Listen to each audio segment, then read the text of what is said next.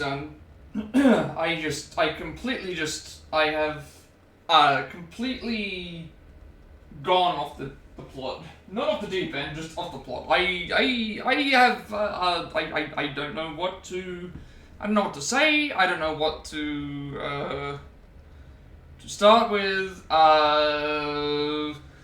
I just realized that I completely forgot to even put the webcam in. Like, as I was just about to start stream, I'm like, wait a second, where's the webcam? Oh, there it is. It's packed away again. So it's like, yeah, about that.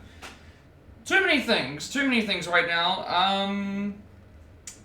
So, what actually happened? I was debating about whether I would have been able to upload the video yesterday. I don't think that I would have been able to. So that was on my mind for some reason the rest of the last night and all of today. I got everything ready for what I would normally do with setting up. There weren't that many streams today. There were not that many streams today for a little while, and then I got the video uploaded, and everything on there was working fine. That's all been finished. And then... Ooh, what happened after that? What actually happened after that? I don't know. What actually happened after that? I ended up getting the video uploaded. Was happy with the video. That's finished. And then we... Why is it telling me that I'm offline? That's weird. I'm live, right? I need to check this. What is actually going wrong? Because I know that some people had Twitch. I know that some people had Twitch Studio, and it was just stuffing up. We are live, so it's weird because on the side of my screen it tells me that I'm not live, but I am live and it is streaming. So yeah, I don't know what that means. It's saying that I'm offline, but I'm not offline, so we're gonna just leave it as it is and hope for the best, because it should still be online. And we ended up going, and I got all the video uploaded. I was happy with the video. It got down to all that stuff being finished. Finished doing the... I'm actually now wondering if the stream is working or not.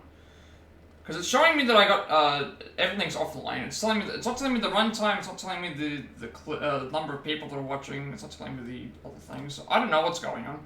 I guess we'll find out when, we go live, but... I did close... Well, it should still be working, that's the problem, it should still be working. It's not telling me otherwise, so I don't know if I made a mistake or not, but, I guess we'll just wait and see. The video got finished and uploaded. I checked the stuff for I got this downloaded. I had to download it, so that got downloaded pretty fast. And all the other stuff that I usually get done. By that time, I was able to get that finished. Was able to do the Twitter stuff. I forgot to update that. I forgot to completely put my webcam in. My microphone's working. I haven't tested the sound yet for the actual stream. So the game, this might be too loud, but I've set it as the same volume as it was for all the rest of them, so I guess we'll find out when we get there. I don't know. OBS is still telling me that I'm not live, but I am live, so the stuff should be working. I guess one way I can check is like by actually going and clicking on what my stream looks like on the thing. It does say that there is like a thing going, so and there's a time. So we are live. There is nothing that says otherwise. I am definitely live. That's also weird. Ad starts in 2.5 minutes. So there was a delay there as well. Okay, that's weird. Now it's updated. Now it's updated. I don't know what happened. It's a slight up... Now it's updated. Maybe because I clicked on the thing myself, but... I guess there was a slight delay. That's fine. It should still be working. Yeah, I forgot to put my webcam in, so that's all working, I think. Volume for the microphone should be fine. I don't know about the volume for the actual thing. I think I've updated all the... I need to make sure that all this information on the site is updated, because I completely forgotten about this as well. Hang on. Have I not updated this information? I think I have. That's been done. The stuff's working here. And on top of, like... What am I getting a message for? There's so many things. Notifications on Discord. Notifications on other things. About damn other things. Trying to watch about 6 or 7 different streams all at once. Making sure that I'm eating something so that I'm not gonna be eating while I'm watching this. Checking out on the some of the other internet stuff I need to do. Managing the streams was the hardest part, to be honest, today. And then getting Discord all set up, and then now I think we're finally here. I think I'm finally here, and I have everything done. I don't think I've forgotten anything. I know that I've stalled for like 5 minutes, but I was also just making sure that everything was working, and I'm in a bit of a panic and a bit of a rush because I have done this to myself, so I apologize if the quality of this video is not good. I intended to do this... Well, I started working on this video 2 hours ago. I started working on getting this set up 2 hours ago. We are now, 2 hours later. It should not have taken me this long, but just so many things came into play. So, I guess I should just mention straight away, this is Gamescom 2025, opening night live, the pre-show and the main show. Nothing else was shown as far as I can tell. There weren't any other companies that did anything. I don't think anything else is scheduled for this week. This will be a one and done. That won't be anything else. I won't be doing the Gamescom Xbox stuff. I won't be doing the IGN stuff. I'll be doing just Gamescom just Gamescom itself. That's it. Nothing else. No other content for that. So, do I have a pen in here? I don't think that I do. I mean, it's fine. I can do a notepad, right? We can do a notepad. So yeah, I know that this is not what I was intending to do. Good thing is that Gamescom was over before I got up. Like, I got up at like 7:30ish or something like that, and it was already basically over by the time I got to my PC at like 8 o'clock. So, we can do this today. It's going to be a late delayed reaction, but that's fine. I don't really care if it's late or delayed. I just care that, yeah, we're able to at least do it, rather than waiting to do it the next day.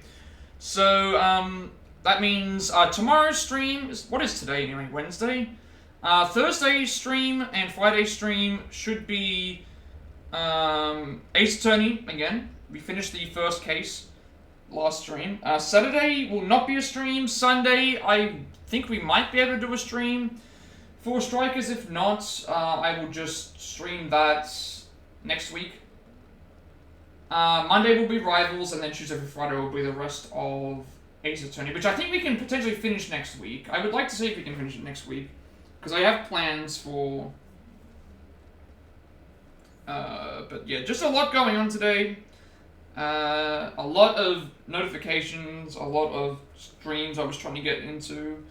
The uploading the video, the other setup for this stream, and forgetting a whole bunch of stuff, so forgive me if I am not in my normal self. That is because I have I guess I'm not the only person who's dealing with OBS issues today, because someone else that I was watching dealt with them yesterday, someone else that I watched dealt with them today, so I guess we're dealing with them today as well. I guess I'll know if there's anyone that's going to pop in with the thing or not if I see it, but it's saying that I have, it's fixed itself, so, I guess we just get things started. So I've ranted for nearly 10 minutes of just confusion and other aspects of my Twitch stuff that I've been doing. Let's just begin and see how it goes. It's saying that I'm live, it's saying that I'm recording, it's saying that I have things going, so we'll just give it some time. And I guess we'll begin, so yeah. I don't know how loud this is, so I'm just going to test it now. Okay, that seems like it's good enough. Hello and welcome to Opening Night Live 2025 pre-show. I'm Kyle Bossman. The main show, Opening Night Live. The one with Black Ops 7 and Resident Evil Requiem, hosted by Jeff Keighley. That's soon. Well, PokeCatch is working, so that means that I have to be live, because... Pre-show is that it's an absurd amount of trailers and reveals and premieres right here in the lead up. So let's not waste another microsecond. It's a brand new game reveal. Yo, remember me? Your old pal Bubsy? Oh god, more Bubsy games. They're gonna show Bubsy 3D. Oh, yep, there it is. Forget about that. Let's talk about the new one. Bubsy 4D. Now this I like. So, where are we going next? Don't mind if I do. I guess I should also have mentioned that, like, yeah, this happened earlier, it happened at least, like, 5 hours ago, but, again, I wasn't getting up at 5 in the morning to watch this live, so I figured we'll just watch it now, and also, yeah. I already know a couple of announcements that were shown, so we'll just see what's on. I'm not even sure if I'll get this video up. I should be able to get this video uploaded easily, but... PlayStation 29 years ago was Bubsy 3D. If you told me back then that one day I would be introducing Bubsy 4D to the world, I'd say, yeah, that sounds about right. Now let's keep this pre-show poppin'. Here's another brand new game announcement. I should also mention about, yeah, I know a couple of the announcements, but nothing that I think... I did want to start this way earlier. If I had the video uploaded from yesterday, I would have definitely started earlier if I didn't. But I guess this is a good thing, because it means I could have... I was at least able to catch some streams beforehand, but... Hopefully we're back to regular scheduled programming from tomorrow, because... I'm starting to lose it right now with some of these things. It's not anything anyone's done personally, but... We'll see how it goes. I'm a little bit frustrated right now with myself.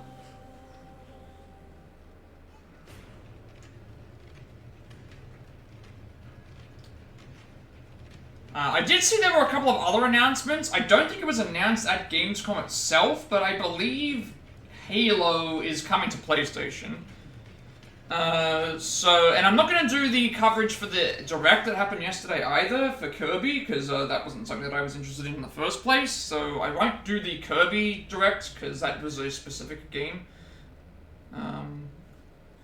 Battlestar Galactica game, I can't say I've had one of those in a while. Gamescom Opening Night Live pre-show, which will basically be me teeing up with... So there'll be a pre-show for a little bit, and then I think the main show goes for like... This video was like 3 hours long, but it's more like 2.5, so... For now, I'd rather it be short than LucasArts Classic, things, so... mastered by Night Dive Studios. I'm in a bit of a rush, so it's like, just give me a chance to settle back in, because I just realized I forgot to do so much stuff, and because there was just a lot of things happening, so if I'm not the... I think I've seen this game before. We'll be back to our regular scheduled content tomorrow, which will be Exit Tony.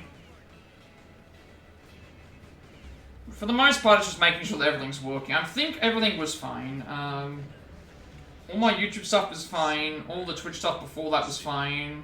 The upload got done, that was fine. The downloading of this was fine, which was surprising, because usually after it doesn't happen. Maybe it was because it was so short. That might have been why. It was only a 3-hour video. That was fine. Finding the stuff I was able to do beforehand, so that was also fine. At least it seems like it's working. The sound is working, the visuals are up. And yeah, maybe I'm just overthinking things at the moment. I think I just need to get back to what I want to do. I know a lot of people want to see my reactions as well, but I wish I could have done it sooner. I'm just trying to make sure everything's working more so. What is this? I'm also just trying to make sure everything's working, because I can't believe usually I have a very strict routine. My routine is very simple. When I'm getting onto the computer, load up my YouTube stuff, load up streams that are up, write a tweet, then usually put my webcam and my microphone set up, then whatever I'm doing, whether it's a live stream like this, whether it's a Switch game, a speed run, always go and load up the game next. Once the game's loaded onto the computer, then open OBS. Make sure that the game is properly synced. Fix up any visual problems and audio problems. Change the title. Change the title, check a few other things, open up Discord and send all the links through as best as possible, and then usually pause the YouTube video that I'm watching, tell everyone that that is streaming that I'm, you know, heading off for whatever reason, and then starting stream. Like, it's the same thing for the most part of the time, but today was just very hectic. I feel out of it, but also think, but hey, we have a pre-show that we can talk through and just... I remember seeing this game last year, I think it was, or was it the Game Awards, but... You know, I think I just needed to talk about it. I also just needed to get away from my phone, because my phone is my phone at certain points in time just keeps blowing up with other things, and it's just like the one time that I'm not touching my phone and just not getting rid of messages and notifications is when I'm streaming. And so yeah, if I'm completely out of it, then it's my fault. And I know people have tried to say, like, oh, you can just turn the notifications off. You can just... It's like, for me, I can't do that. For me, I cannot do that just because, I want to make sure that they're gone in the first place, and I also don't want to make sure that I'm keeping people waiting. It's just a part of it. I can't break my habit, I guess you would say. I just can't break my habit when it comes to these things. Well, not that I can't, it's just that it's hard for me to do that. I'm very routine, very... yeah. Thanks so much for joining us. Thank you. I don't know what else to say, really. And if you thought this pre-show... So I'm hoping that this video will be nice and quick to upload. It'll get definitely uploaded today, but whether I'll have it finished completely will be a different story. He-Man action figures. Or a He-Man game of some sort.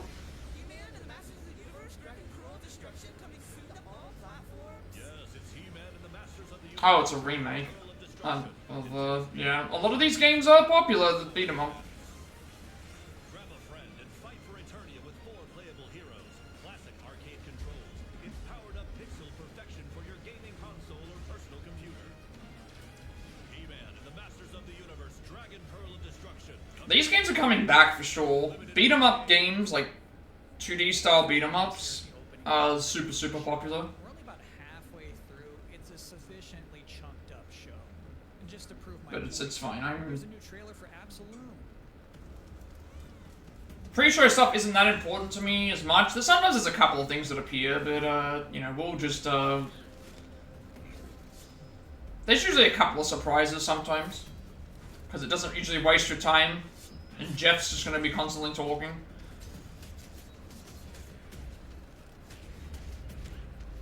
And I feel like I need to keep talking because that's just the way that I am. I think I'm okay now. I just needed to... I would have liked to have started sooner just so that I could have done something else, you know. Just because I'm trying to keep consistent with my time so that people know when I'm streaming, because I don't very much do night streams anymore because they'd only be short. Now, if you'd like to take a break at this moment, maybe grab a water and some snacks, I really can't recommend it. Here's a brand Because I definitely started way later than I normally do.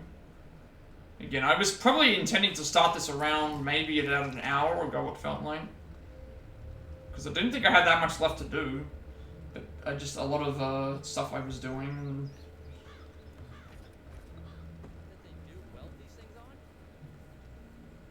I was gonna say, is this a point-and-click adventure game? Because it looks like it, but...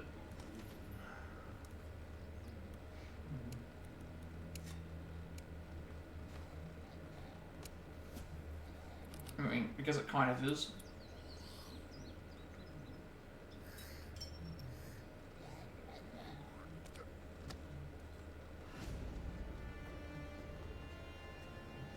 These games are like a lost.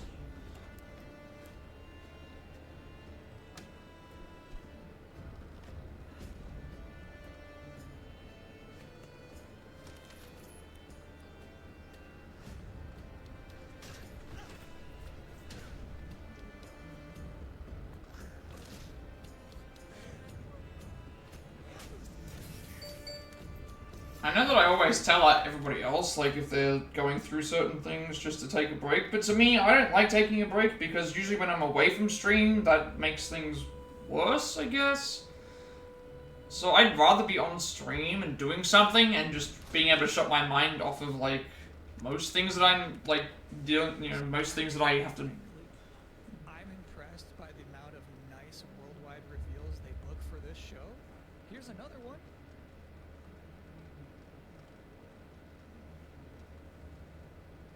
But this will definitely be at least a shorter one, just because there's, shorter, things to do.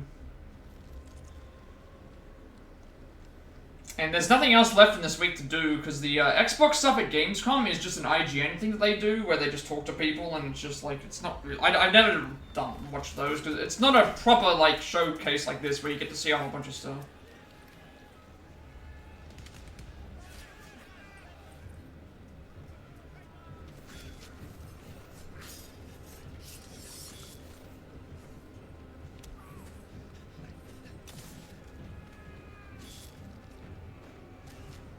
So I think I need to do this short stream to get back to what we're doing tomorrow. So the next 2 days will be Ace Attorney. I think we can finish Ace Attorney next week, potentially. Not sure about the weekend streams. I know one day we're not going to probably do anything. And the other day I'm still not sure. The plan is. Monday is Rivals, which I believe there's going to be... that was one thing I did hear about, that there is going to be a map reveal? There's going to be a map reveal at this... I think there's a map reveal that happens at this show, so... There'll be a new map by... I think the map comes out Friday, but I won't be back until Monday. So there could be a few changes before we get to the end of August. We could finish Ace Attorney, we could potentially finish Princess Peach, and then we don't have anything to worry about with reaction-wise until another month for the Tokyo Game Show.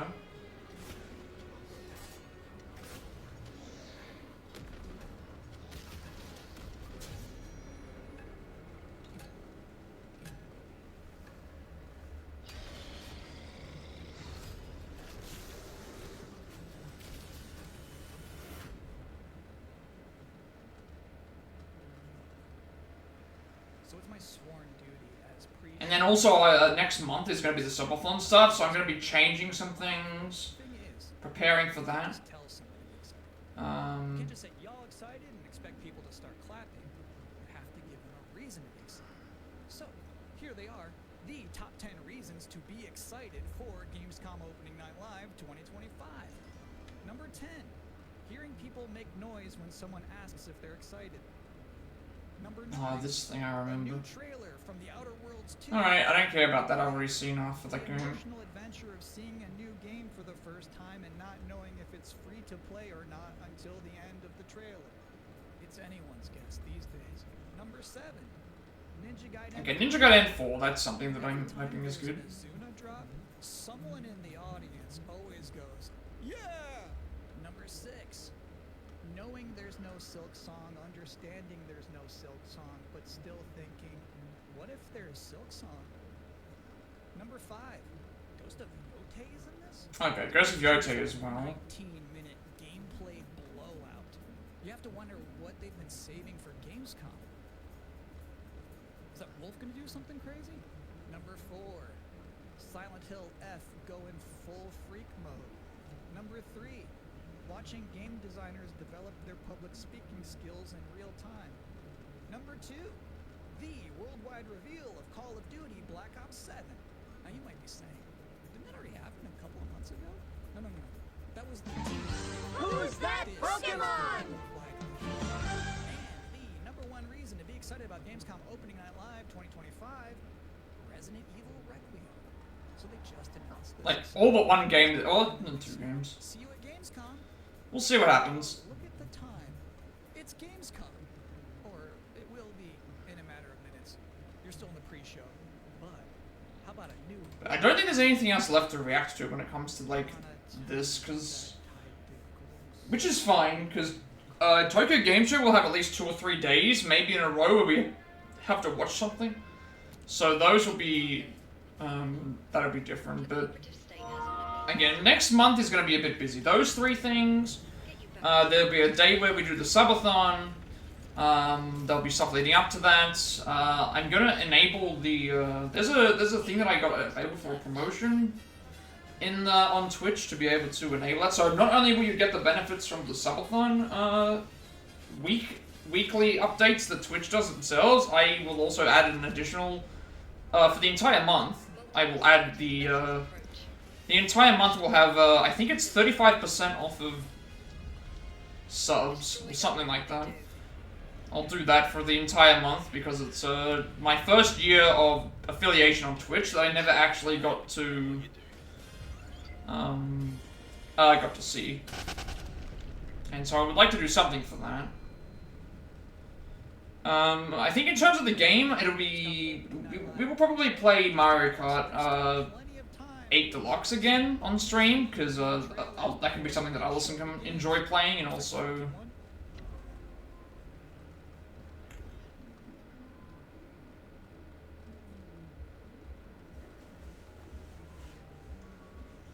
Wait, what is this?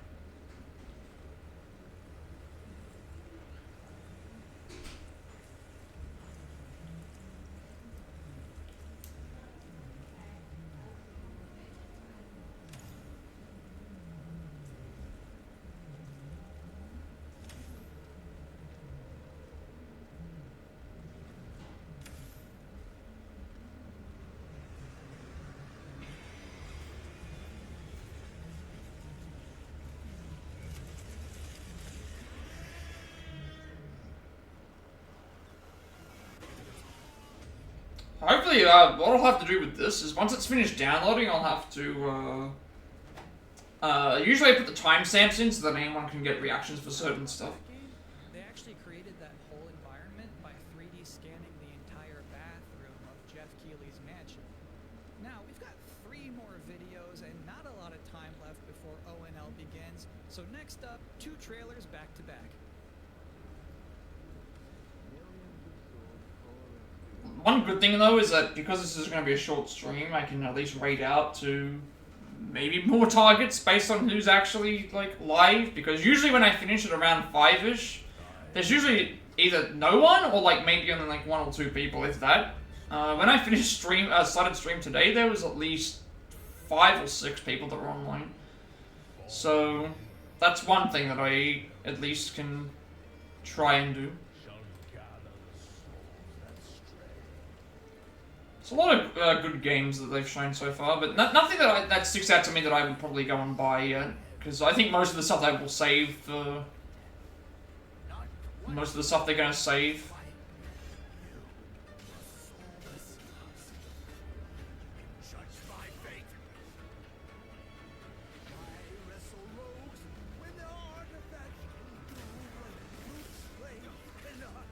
So, I think I can definitely get this video uploaded today, and then I just need to put the timestamps in, which does take a long time. Sometimes it just takes longer than the thing, but so I might work into that into tomorrow, which means tomorrow's stream won't be as long, but it means that I can at least get it somewhat ready.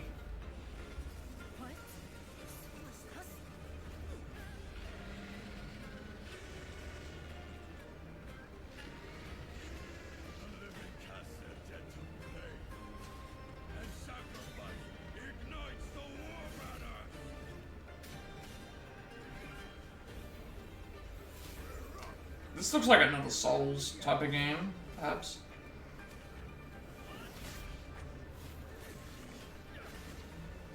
It looks like Wukong, honestly, like...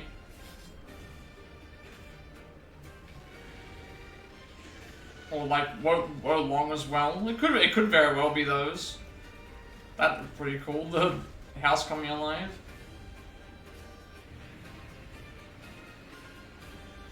Yeah, a lot of dragons. What game is this? Swords of Legends. This looks like something that Black Myth Wukong or like Wolong would have made. Obviously, again, it was a cinematic trailer for the most part, so that's the I don't. Also, I should mention if there's real music that gets played, which highly likely there will be, I will have to mute the audio for the thing because I don't want to get copyright claimed, and also that's going to wreck the video potentially as well. So covers are usually fine, but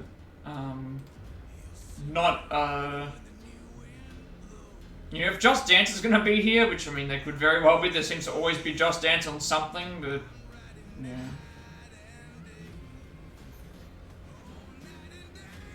Is this the trucker version of Death Stranding? Is that what we're looking at here?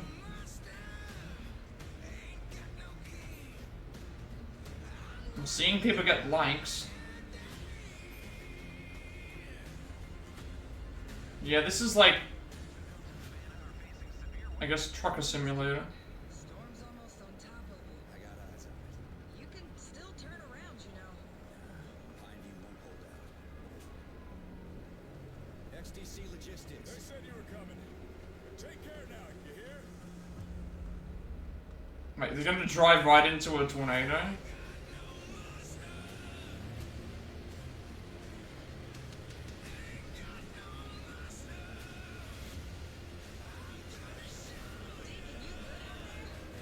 Road Kings? Is this the...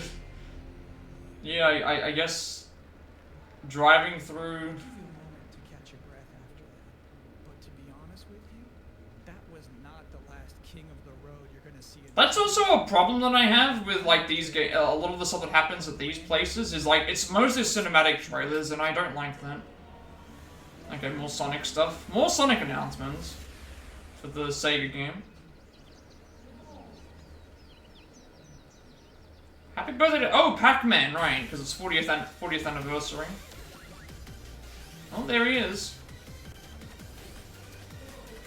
Pac-Man DLC pack. Oh, they're doing a crossover. Pac-Man DLC for Sonic and for...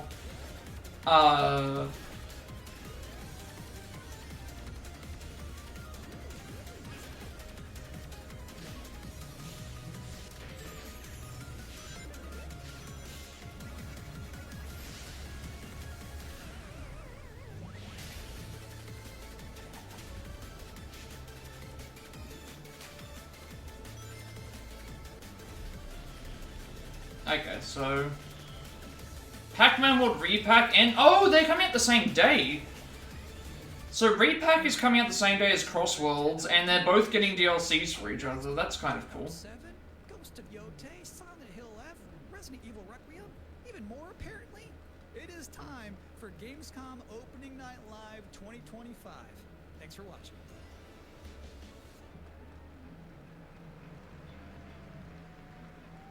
I like how they have to advertise that product placement exists in the, in Gamescom. Like, there's product placement all over the place in this. Alright, here begins the actual... Here begins the actual, presentation where we get to hear Jeff talk for like 10 minutes.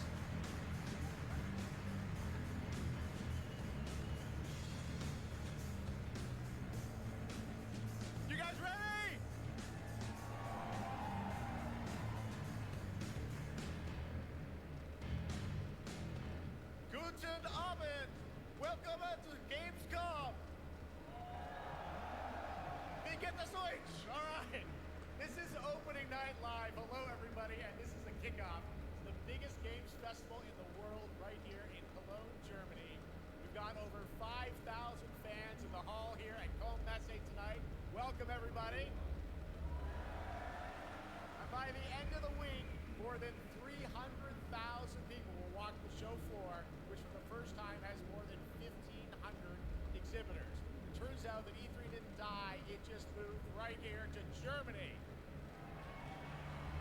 This is not E3. This is not E3. You cannot compare. None of these conferences compare to E3. The closest one that comes to E3 is like Tokyo Game Show, to be honest. To be honest, Tokyo Game Show is the one that's the closest. Not even everyone goes there. It's not going to ever be back to E3. We're never getting back to the time where Nintendo, Microsoft, and Sony are all going to be at a conference doing things together. They just make more doing their own separate things.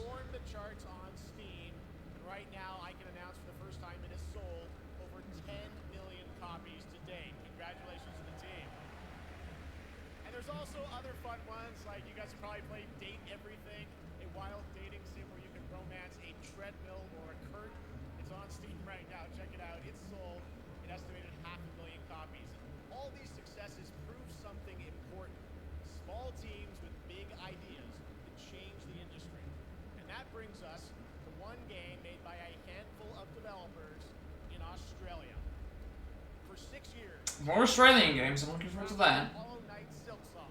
Oh, they're... Wait, really? Australia was both the ones who did that? Okay. I can finally definitively tell you that Silksong is 100% actually launching this year. And behind me... No release date, though. Silksong gameplay, the first extended look since the last trailer in 2022. And starting tomorrow... Nothing in 3 years? Gamescom to play a demo at the Nintendo and Xbox booths. There you go. Silksong is real.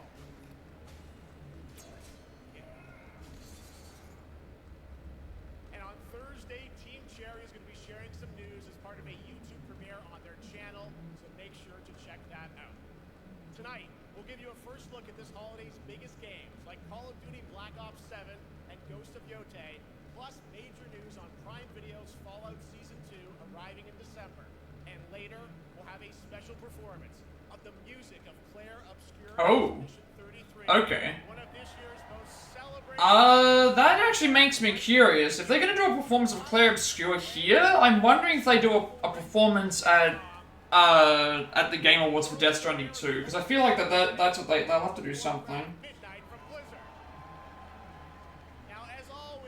Like, I feel like they have to do something. Surprises, and we do have multiple brand new AAA game announcements and reveals over the next 2 hours, so stick around right until the end. This is our biggest opening night live we've ever done, so let's not waste another second. It all begins with this.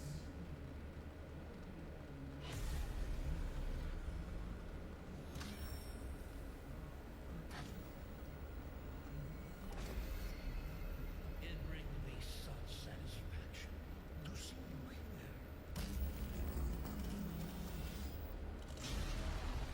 A witness to my work. You will know fear.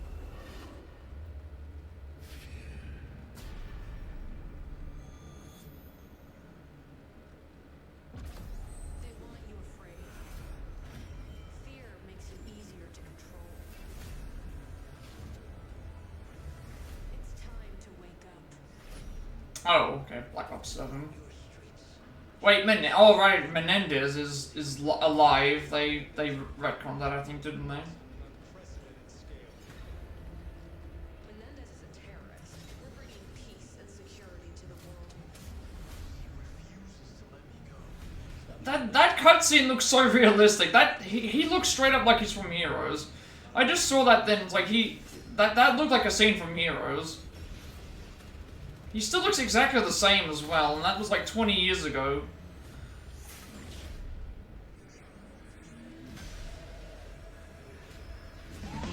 Who's that Pokemon?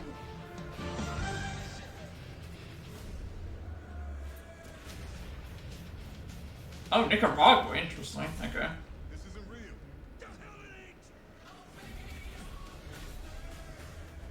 Oh, am I gonna get flagged for this? Cause this is Metallica.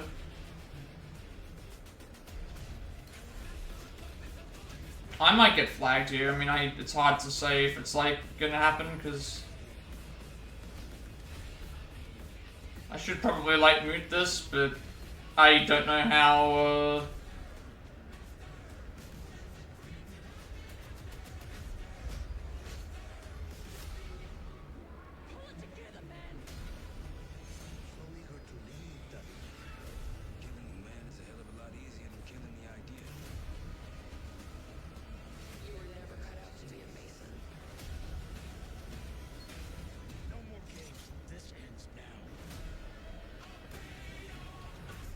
Wait, what? Giant people? Get the Reznov challenge pack when you pre-order now. Okay, I mean, I don't care about November 14th for the game. I don't care about all the pack stuff because I only care about campaign. That's all that matters to me. I don't care about zombies. I don't care about multiplayer. I only play the campaigns. Wait, there's a top-down? Oh, that's interesting. There's a top-down bird's eye view zombies version. So that's Dead Ops Arcade. Never mind. I completely forgot that mode existed. Tell us more, please welcome Miles Leslie from Treyarch and Natalie Pohorsky from Raven to Opening Night Live. Should probably write these things down. You know, we'll do that now. Let me bring up a notepad real quick. Oh, never mind. I put all this stuff in a notepad anyway last time.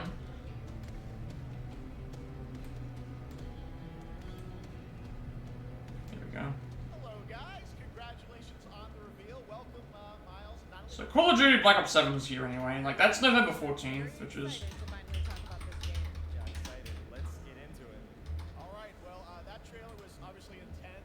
Black Ops is back, and like twisted world of Black Ops as always. It looks I completely forgot about Dead Ops Arcade. That's a little side thing. It's been a long road, and we're thrilled to finally be sharing what we've built.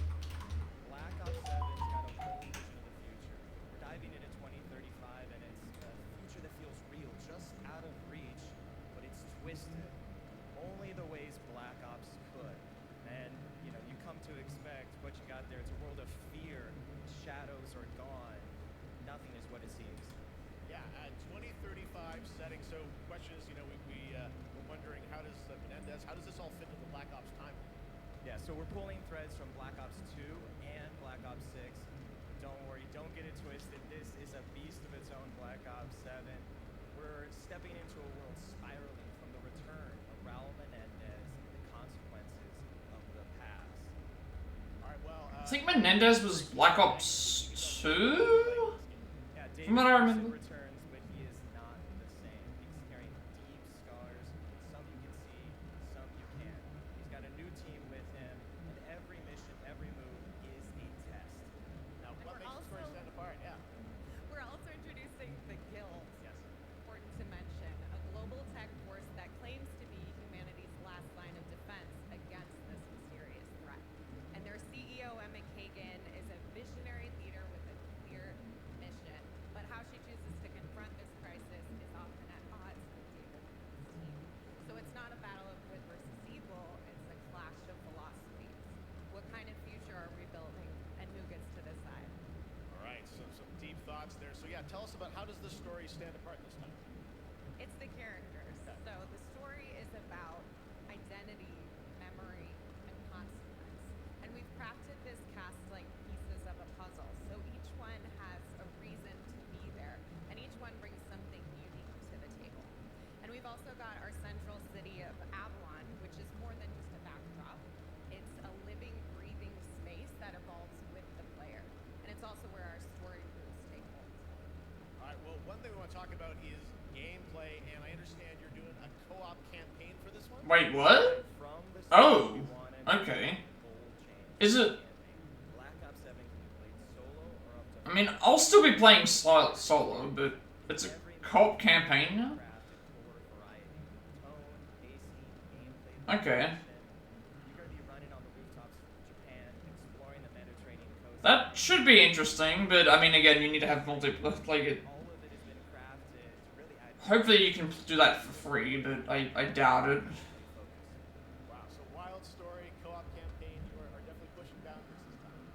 Yes, we are. Black Ops 7 is all about innovation across the entire game, and not just in gameplay, but in how we tell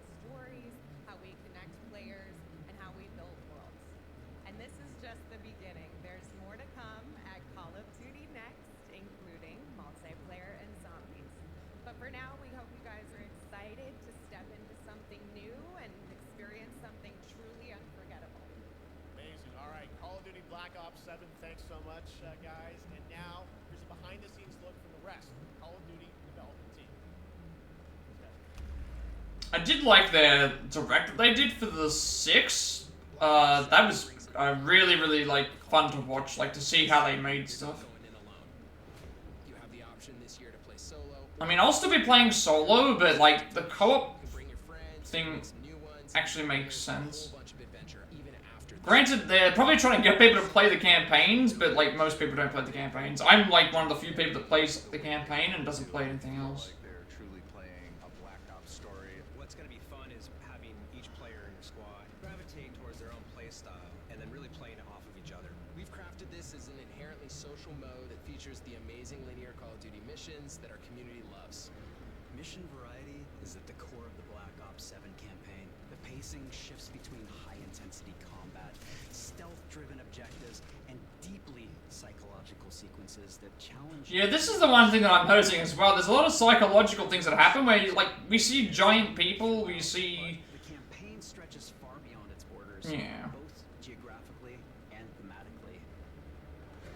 It's dynamic and full of opportunities to explore, experiment, and experience the I mean, they're still releasing these games every year, and it's like, it feels like they're doing more updates to the campaign than they are everything else. It's like, that's good for me, it's, you know, because I don't care about the multiplayer. The endgame is a brand new PvE social experience where you and your squad will need to survive overwhelming odds, adapt under pressure, and break the rules of what you thought a campaign could be. Each run is a new step in your power journey as you wield personalized abilities and face unexpected challenges. And here, all of Avalon opens up. It gives us a lot of freedom to have some fun with the gameplay mechanics, player movement. Players really can turn the map into their playground. This is your chance to explore the world beyond the mission.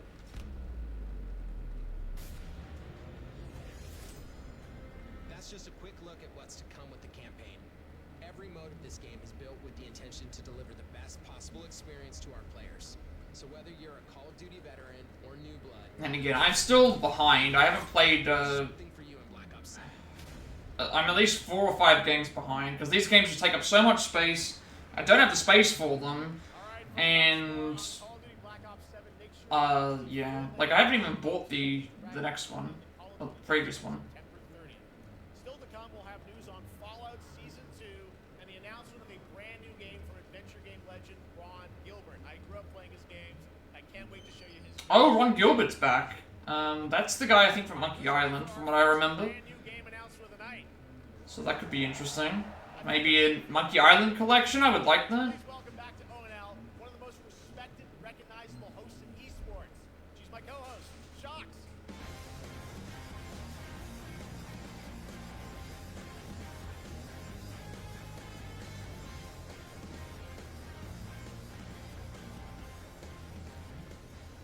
Hi everyone, thank you so much, Jeff. It is so great to be back here at Gamescom and ONL. I just had so much fun last year that I had to run it back. And let me just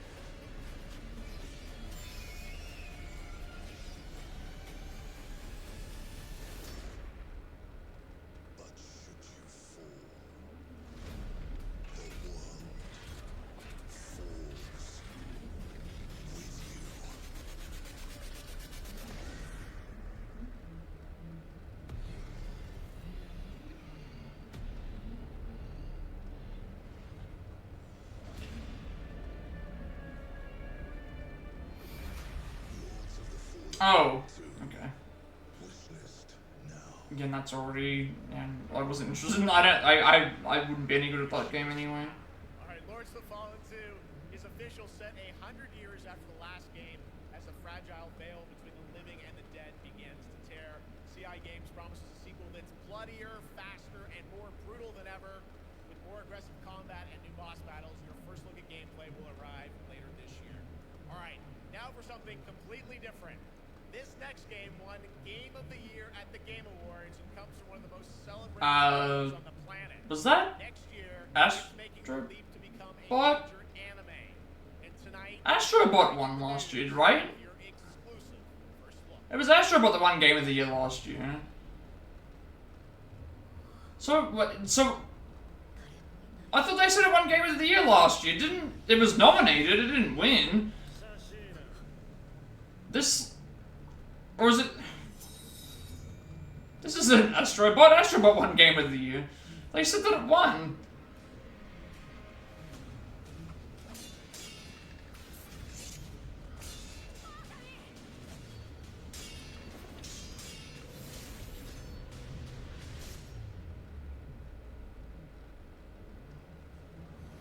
No, Sekiro. Okay, so they're talking about...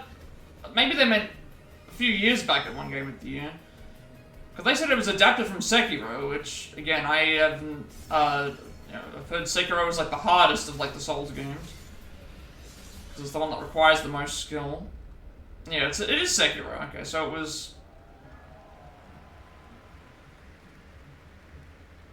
Looks awesome, alright.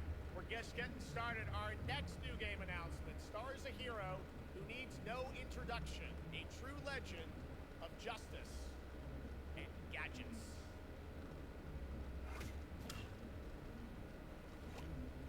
DC? Batman? Lego? What? Wait, what? This is Lego. No, Lego Batman? New Lego Batman? It looks like it's new. New Lego Batman? Please? This looks all new. I haven't seen this anywhere before. This is a new Batman game. Is this a new Batman game? Please let it be a new one. What? What did you have in mind?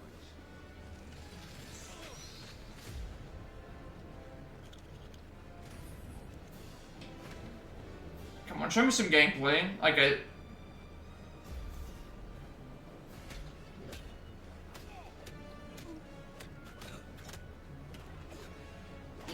Lego Batman Arkham?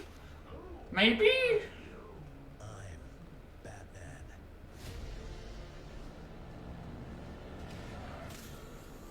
Why so serious? Yeah, that's it. That's the line from. Who's the man behind the mask?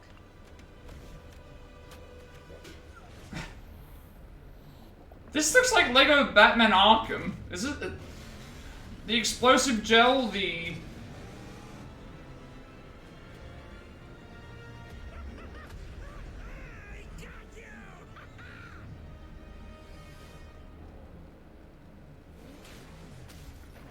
that's the penguin scene from... Isn't that the penguin scene from The Batman? I think it is. Yeah, that is. Lego Batman Legacy of the Dark Knight. Okay. Okay, that looks like it's gonna be... Is that all the It's... You merely adopted the dark. I was born in it, molded by... Well, who put that there? I could have really hurt myself. It's... Okay, Sure, yes, absolutely. Let me write this in. Lego Batman, Legacy of the Dark Knight. That looks like... I just saw that, that is... I was correct. So it's got... The Dark Knight, it's got Dark Knight Rises, it's got The Batman, because that was the scene from The Batman where he's doing the chase with, Penguin and thing, like... So they're doing a Lego Batman movie adaptation. Tonight, for the first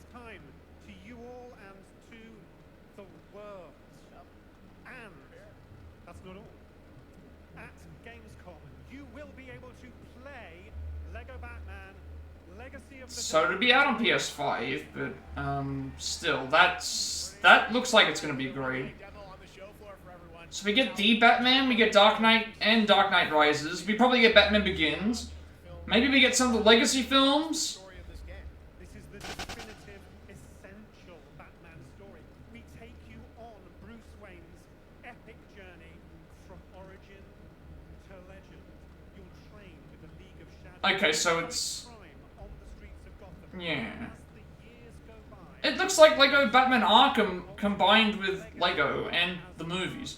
we've incorporated iconic moments and deep cut references from decades of Batman movies, TV shows, comics, and games. All Yeah, this is gonna be massive then. This might be like Lego Star Wars The Skywalker Saga amounts of content, which is scary, but also very excited. Yeah, I need to see more combat of this. I need to see what this game looks like. created a really rich, deep combat system that's authentic to Batman. This looks like Batman Arkham, but Surrounded by enemies, Lego. powerful attacks, counters, and takedowns. You'll use cool gadgets like batarangs to stun enemies and the backclaw to It's basically like a Batman Arkham, but Lego form with the... difficulty levels, Caped Crusader and Dark Knight mode for those who want an extra challenge. And you'll build a new Bat family of allies as you're joined by playable partner characters like Jim Gordon, Catwoman, Robin, Batgirl, each with their own gear, which you'll need. This is like the Batman game that I mean, it's not I didn't like the other Batman games. They were all very good. I liked all of them. This is like... I would... You saw in the trailer, voiced by the incredible Matt Berry. I was not expecting this. It also looks like you have a bit of a, like, it's an open world Gotham, is that fair to say? Oh, that's right, Gotham is a playground. It's Batman Arkham in the Lego form with movie and comic Glide over the streets or cruise around in your choice of Batmobile. This game has it all. I think you've sold me on it, alright? I'm pretty hyped about it. It will be here playable, as we mentioned, for all you here in Germany. You can play Lego Batman Legacy of the Dark Knight for the first time starting tomorrow on the Gamescom show. That is an amazing like choice. Now I hope that they do other things like this. Exclusively on ONL. Thank you so much, Jeff. Indeed, I find myself here in the audience. There we go. I find myself here in the audience. Thank you so much, Jeff. And some of the best fans at ONL. So is everybody having fun? I love it. But we're just getting started. Still to come, we have an amazing musical performance from Claire's Expedition 33. I can hardly wait.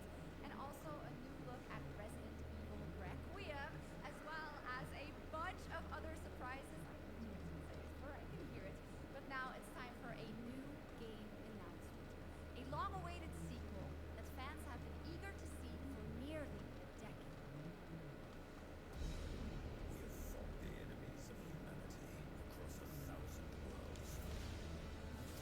Warhammer? I was gonna say, is this Warhammer? This might be Warhammer, maybe. No, it can't be Warhammer, surely. No, it is. It is. It is Warhammer.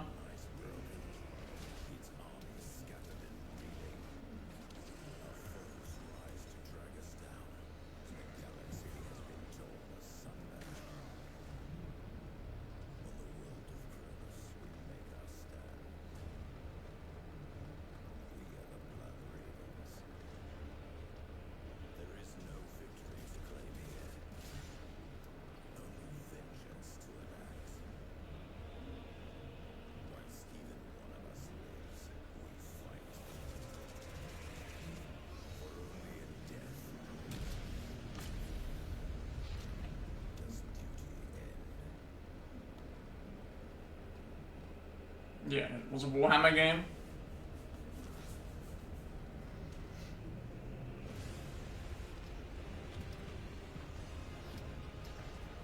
Although they're going back to this is like a Age of Empires style Warhammer game. Again, I wouldn't play these on console because they're just not all that great in terms of like.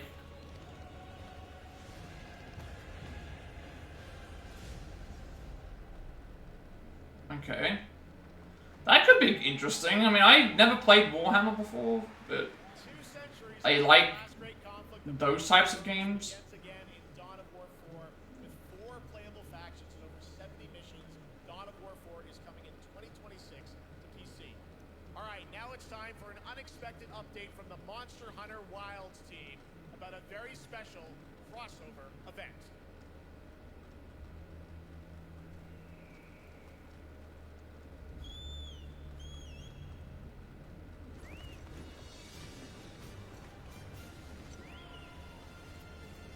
Okay.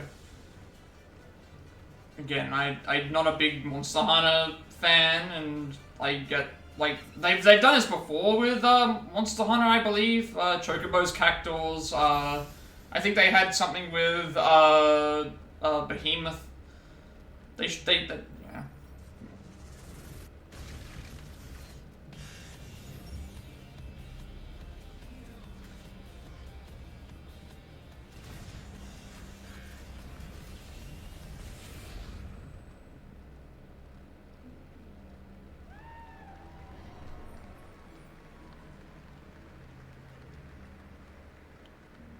Alright, to tell us more, it is my great honor to welcome 2 very special guests together on stage. Ryozo-san from Capcom and Yoshi P from Square Enix.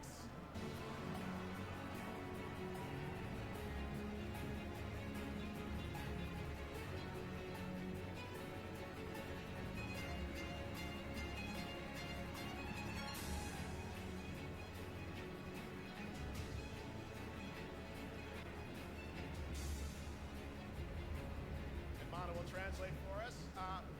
Well, guys, it's great to have you both together here at Gamescom. Ryozo-san, what can you tell us about this collaboration? Hi, thank you, Jay. ドイツの皆さん、配信の、ご覧の皆さん、こんにちは。今日ですね、この、ファイナルファンタジー14との、特別なコラボレーションを発表できたことを本当に嬉しく思ってます。Thank you, Jeff. Good evening to everyone at Gamescom and all the friends watching online. Today we're very excited to announce a special collaboration with Final Fantasy XIV. ですね、モンスターハンターワールドの時にもコラボさせてもらったんですけど、その時もですね、吉田さんとまたちょっと機会があったらどっかでやれたらいいですねみたいな話をしてたんですけど、今回それが実現しました。今日お見せした、映像はですね、まだ一部ですね。詳細は、来月皆様にお伝えできると思いますので、そちらの方を注目していただけたらと思います。あとですね、今回もですね、吉田さんと、スクエアエニックスのスタッフの皆さん、本当に全面協力していただいたことをですね、感謝してます。吉田さん、ありがとうございます。はい。で、ここからですね、ぜひ吉田さんにバトンタッチして、感想をいただけたらと思っております。After our collaboration in Monster Hunter World, I remember talking to Yoshida-san and discussing how much we wanted to do it again, and now we're very thrilled to make it happen. What we showed you is just a little glimpse of what's to come, so please look out for more information that's coming next month. But of course, Yoshida-san and the Square Enix team have been working just as hard with us on this special collaboration. So I'd like to not only thank him, but turn it over to him to share some thoughts. Guten Tag, Gamescom! まずはこのような素敵な場所に招いていただいたジェフさん、それから我々にね、いつも本当にたくさんのインスピレーションをくれる良三さん、それからカプコンの開発チーム、そして何よりゲームファンの皆さん、本当にありがとうございます。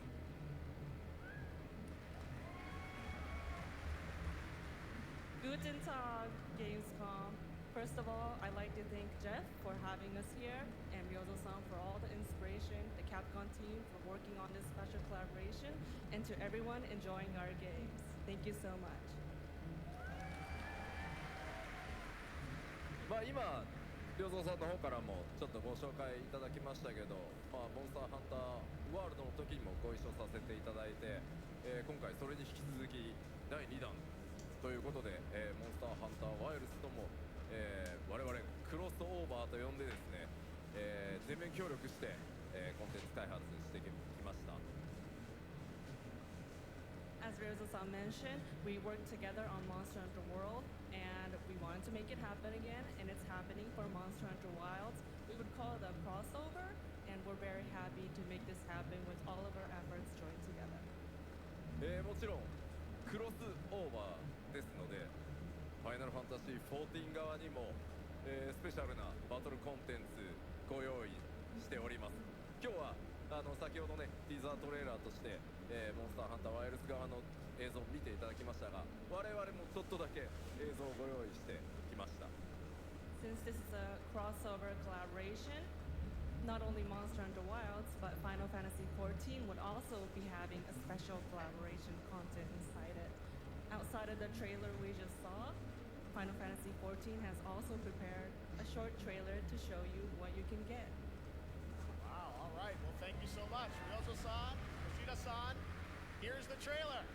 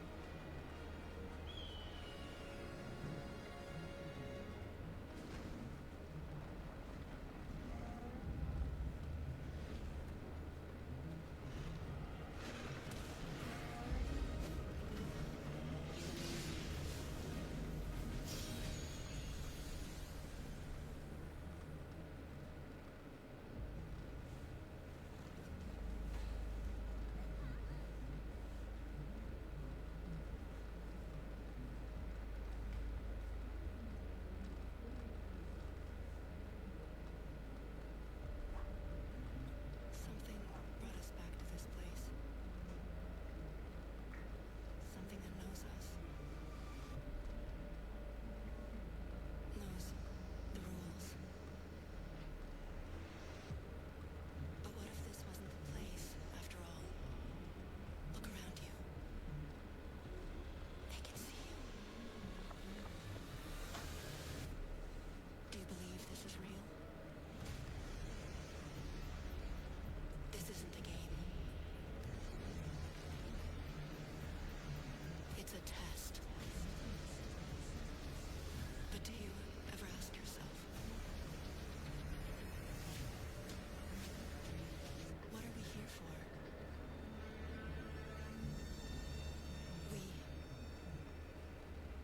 We're here to play. Oh, it's just esports. I was like, what are we talking about? Is this an esports like thing, or just like a? Maybe it's just an advertisement for Gamescom itself. Are you ready to play? So I was like, what if they? What if? To the world's biggest gaming playground. It's just an advertisement for Gamescom, right? 5 million people, 1,500 exhibitors, endless games to explore right here in Cologne. Yeah, it's just an advertisement for Gamescom. Like I thought it was an advertisement for a game. It's like, what is this? It's like, no, it's not. Watch, join, become the hero. Experience live shows, esports battles, and creator events in the Gamescom event arena. Not in Cologne? Go to Gamescom.global. Stream the highlights on Gamescom Now. Vote in the Gamescom Award. Or dive into our Gamescom studio on Twitch and YouTube. And of course, we're here to play. Join the fun in our community RPG, Gamescom Epics. Loot awaits. We care. Gamescom runs on 100% renewable energy and puts accessibility first. The whole city joins in at the Gamescom City Festival. It doesn't stop there. The whole world comes together, not only here in Cologne, but also at Gamescom Latin, Gamescom Asia, and beyond. Welcome to Cologne. Welcome to Gamescom. All over the world. And now, Keep on watching Gamescom Opening Night Live. I'm ready to game, all right, and that was only a glimpse of what is to come here at Gamescom, the biggest playground in the world, and what it has in store for you. We're here to play, and the fun is just getting started. So, Jeff, what's next? Is anything good? I think it's gonna be good. It's gonna be a video game. Is it anything good? Could you imagine if Jeff just said on it? I don't think what's coming up is going to be good. Like, they don't care about the quality of the games or not. Like, Mind's Eye was at the Summer Games Fest and it played a trailer with a cinematic trailer in the week of its release. They don't care about the quality of the game. They only care about putting the trailers up there and getting the money. Like, Mind's Eye might be the worst game of the year, and yeah.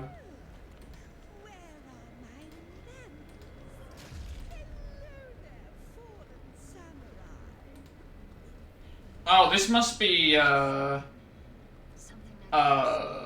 do you call it? Yeah, this is, Ninja Gaiden? I think? It's in Capcom, right? Although they said Fallen Samurai, so that's another ninja.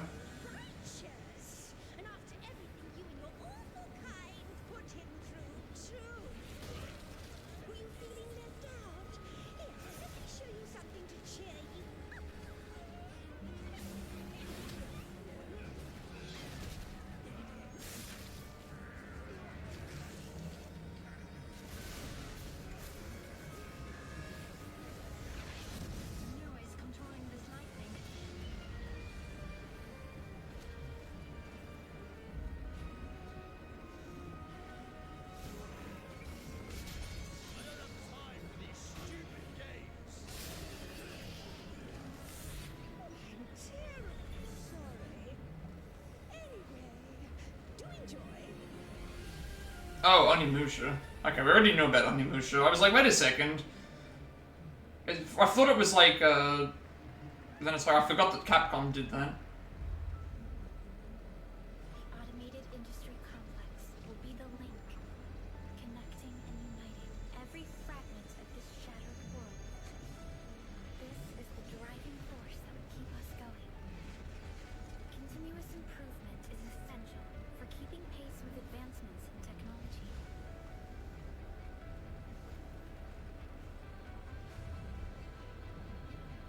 Endfield. They don't simply talk about our dreams. We do what we can to make them a reality. All operators accounted for. The team is ready for the mission.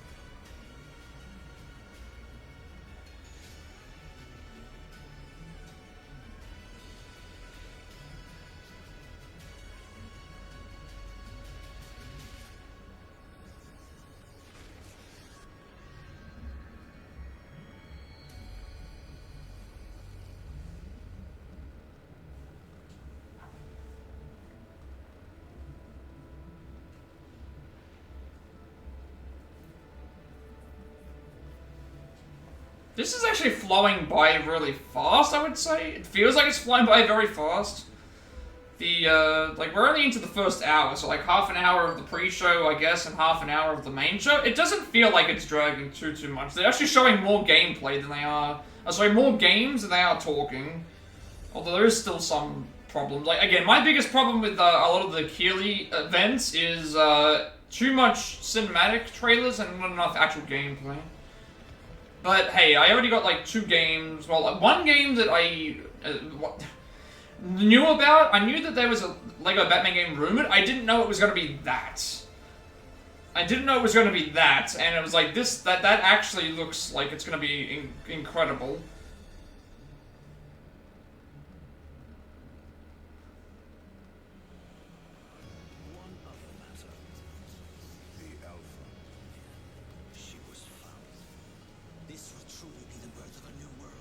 A world where we are the one and only human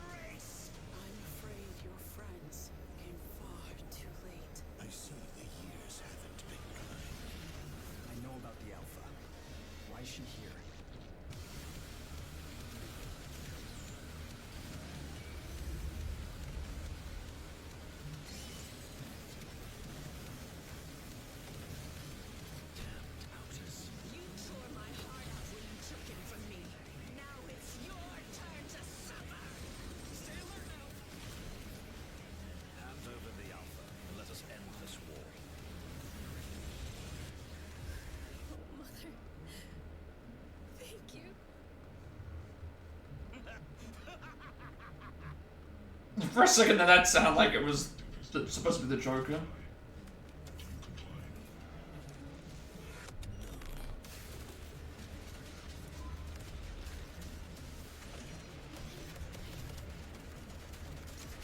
Wait, why is it frozen? Oh, it's just the encoder, I think. Hopefully. Is it just the encoder? It's still playing. Okay. It's just the encoder. I still don't know why that happens when I've had the same settings on here that I have had it every other time. You guys having fun so far? We got a lot of shows still coming your way. All right. Now it is time to head back into the wasteland. We're talking about the Fallout 2? winning Fallout series based on Bethesda's legendary RPG franchise. Season 1 earned universal praise for its tone, storytelling, and original characters, not to mention how faithfully it brought Bethesda's game world to life. But later this year, the series returns to Prime Video for Season 2. To tell us more, please welcome to O&L some very special guests.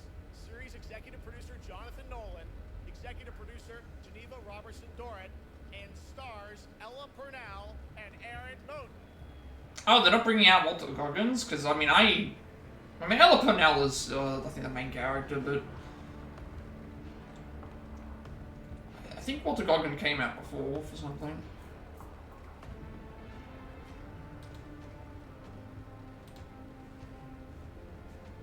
Hi, everybody. Great to see you all. Welcome to Cologne and Gamescom. Jonah, you know, we've got 5,000 Fallout fans here in the hall tonight, millions more watching online, but we can't wait to hear about the new season. Yeah, we're very excited. We literally just wrapped, jumped on a plane, came out to see you guys. Gamescom is actually really kind of where it started for us, the journey on this show. 2 years ago, we asked Todd Howard to come here and show the very first footage that anyone had seen anywhere of the first season. We didn't come because we figured if the reception was negative, we'd just blame it on Todd. So we're back, and given that history, it's that much more disappointing that we didn't bring any footage to show you guys. Well, let's Wait, I figured that there was going to be something for Season 2. Like we're headed to New Vegas, right? I mean, Season 2 is probably going to be better received than the first season was, potentially, if people like New Vegas more than... A lot of people like New Vegas more than 3. So... Yeah. And along the way, we're really excited to take them all to some of our favorite locations from the game. Oh my god, yeah, it's such a classic game, and we're very excited to see what you have in store for us for Season 2. Ella, it's great to see you again. Thanks for coming out to Cologne. Hello. Last time we saw you was at Game Awards when Fallout won Best Adaptation. You were up against yourself in Arcane, and you won for Fallout. Congratulations. We want to talk about Lucy's journey in Season 2. You know, how do you think her exposure to the Wasteland is going to sort of affect her vulture sensibilities this time? Yes. The question is, what is she going to do when she finds her dad? Is she going to bring him back to her vault and give him justice, or is she going to give him Wasteland justice, which is the ghouls' justice? I think a central question of the season is whether Lucy will transform the ghoul, or whether the ghoul will transform Lucy, and how much they will influence each other. Yeah, I like it. Aaron, let's talk a bit about Maximus. He went through quite an evolution last season. Now that Lucy and Ghoul are heading to New Vegas, tell us about Maximus. How does he get deeper into the Brotherhood of Steel this season? So deep. So Tell deep. us, Jim. Yeah, when we first met Maximus, all he wanted was to be a knight. And now, in very Fallout fashion, it's a little bit of a careful what you wish for moment. So here he is now with his newfound status, trying to make the world a better place in extremely, or I guess deeply, flawed society. Yes. Yeah. All right. Well, we cannot wait to see what you guys have in store for Season 2. Let's talk a bit about Ghoul. Can we expect more sort of Cooper Howard flashbacks as well in Season 2? Yes, absolutely. Cooper Howard and the Ghoul, played by the amazing Walton Goggins, definitely coming back. We have so much more to do. Obviously, we ended the last season with Cooper Howard dealing with, I think, a very common marriage problem. What do you do when you find out your spouse is planning nuclear war? And so he's going to figure that out, and as he does, he's going to uncover a greater conspiracy with huge implications for the Wasteland. All right. Well, we'll look forward to seeing how that unravels. Now, Season 1, of course, was known for amazing original characters that you guys built in the Fallout world. We thought that was so cool. But now that you're diving a little more directly into New Vegas, I think the fans here want to know, are we going to see any more direct ties to the video game and characters, locations in this season? We're super proud of the original story that Geneva and Graham are telling. But there was one character in particular from New Vegas that I was really excited at the possibility of seeing a little bit more from. The writers were no good at describing this stuff. Maybe we should pictures worth 1,000 words. Oh. I think so. Okay. All right. Well, it sounds like then we might get to hear a little bit more Seal of Season 2. Is that possible tonight? Well, I don't know, Jeb. I heard you like world premieres. We like those, right, guys? Gamescom? Oh my god. All right, Gamescom. Here's the world premiere of our teaser trailer for Season 2 of Fallout, streaming this December. So it means that they're still not even releasing the teaser trailer yet. They're just showing part of it. Thanks so much, guys. Here we go. Here's a sneak preview to the teaser trailer to the show that we're bringing out. It's like, you've got no more bigger audience here than now. You could show it, like... This might also get flagged down because it is a trailer from a movie or a TV show, so... Oh, what a great question. What say you, Miss McClane?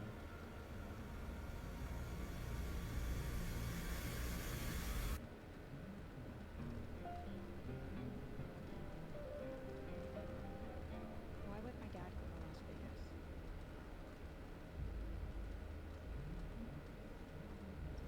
You want to know why the world ended?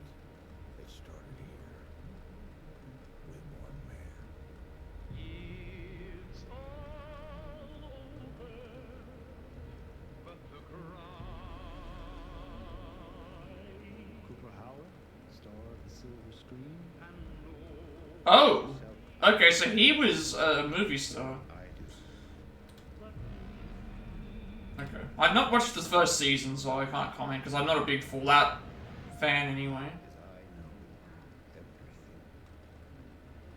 So I guess that's her father then, if that's the case. I know there's a war coming.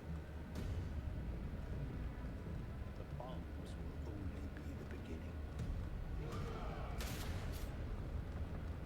My concern is that you would do just about anything to save your family. I think you are actually quite a violent man. You just don't want to kill me yet.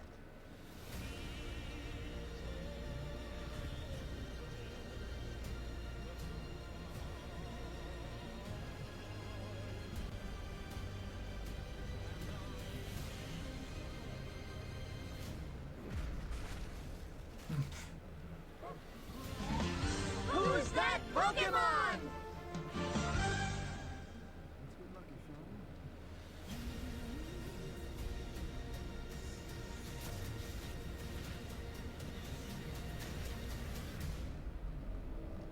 Oh, is that VATS? It's like, whenever I think of the slow motion thing, I think of VATS, you know, when you would, in the third game.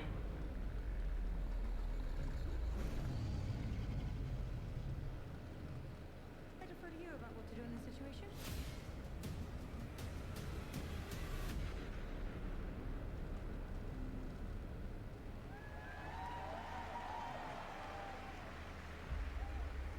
How about that? That looks incredible. Deathclaw, of course, in our first look at the new season, and Robert House's Jonathan Tease, played by Justin Theroux. It is an amazing Gamescom exclusive, and we've got another one for you. The first drop of the all-new Season 2 posters. We cannot wait to see what Lucy, Maximus, and the Ghoul have in store for us when Fallout Season 2 begins December 17th, with new episodes premiering weekly on Prime Video. All right, now back to you, Sjokz. Thank you so much. That looks so awesome. But last year, Indiana Jones and the Great Circle Oh. claimed for its incredible gameplay. Did they announce? I know the DLC is supposed to be coming out next month, so are they announcing? Yeah. So, okay, so it's just just another, yeah. Because I remember they announced that previous thing.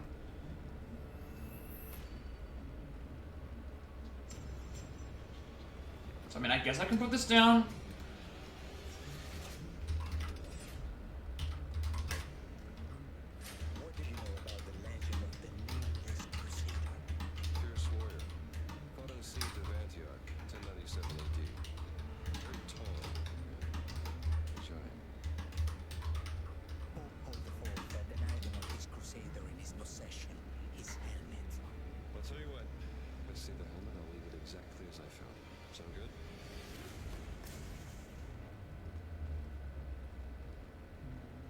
Once again, Troy Baker again in another voice role. Giant guardians. Their roots go way, way back. Worshipped by the Mithras cult. I can't believe you dare to investigate this. Impressive for a snake.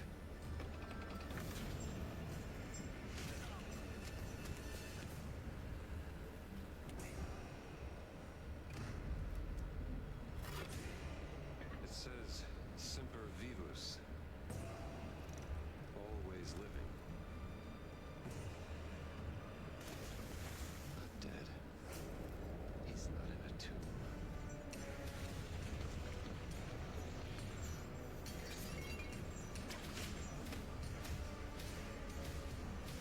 Okay, so they're going to Rome for this one.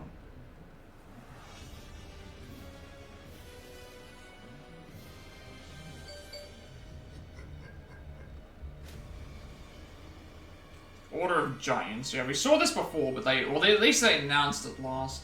Yeah.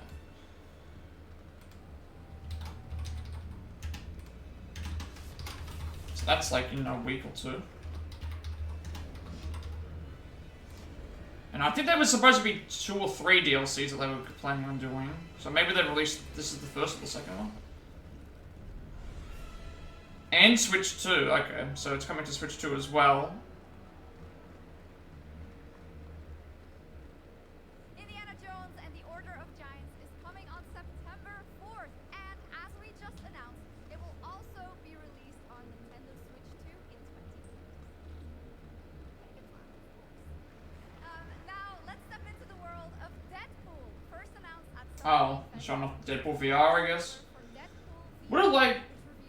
I would have liked to have seen a, My massive, galaxy-spanning streaming network is expanding. Nice imagery. To score eyeballs, I need talent. Now that is efficient exposition. The biggest. oh, Omega Red. Okay, Lady Deathstrike. Mephisto. Mephisto looks a bit weird. I mean, I know that this is a, I know that this is a Deadpool game, so it's gonna look a certain way. But, yeah, Lady Deathstrike, Omega Red could be interesting, because he's a pretty fun villain. I like playing as him in Marvel vs. Capcom. I just don't like VR.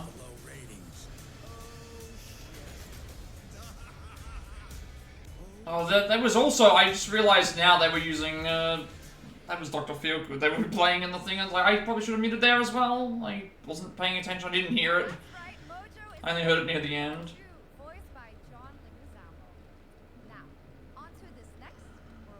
I would be interested if it wasn't VR, but it's VR, so I don't care.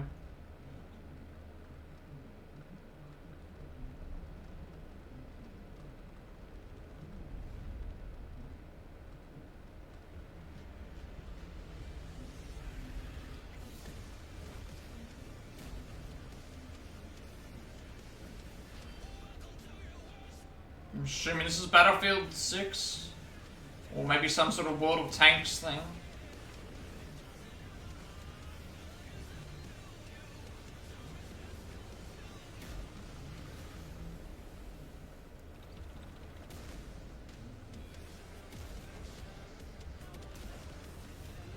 This feels like more like World of Tanks than Battlefield, because, I mean, everyone's using tanks here, so... yeah.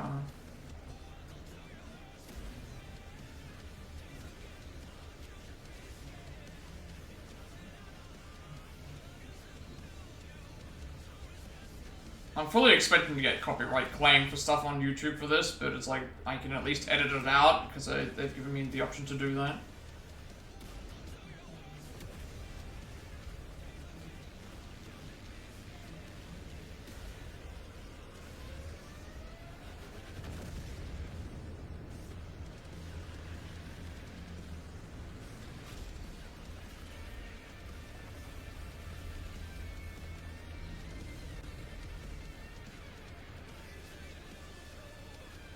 Yep, sure enough.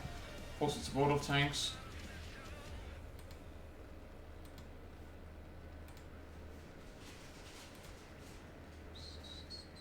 World of Tanks Update 2.0 lands September 3rd. Oh, sorry, 2.0. In the game's history, featuring 16 Tier 11 tanks and tons of new and updated features.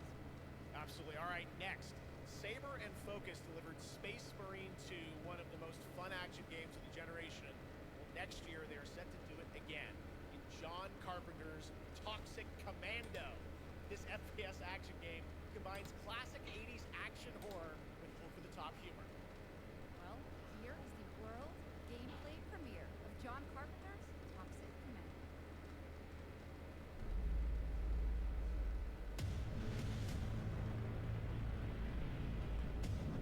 Well, at least we know the music will be good because John Carpenter's involved. Like, everything else could be bad, but... Unless it's just based on something that he made. You see my new toy?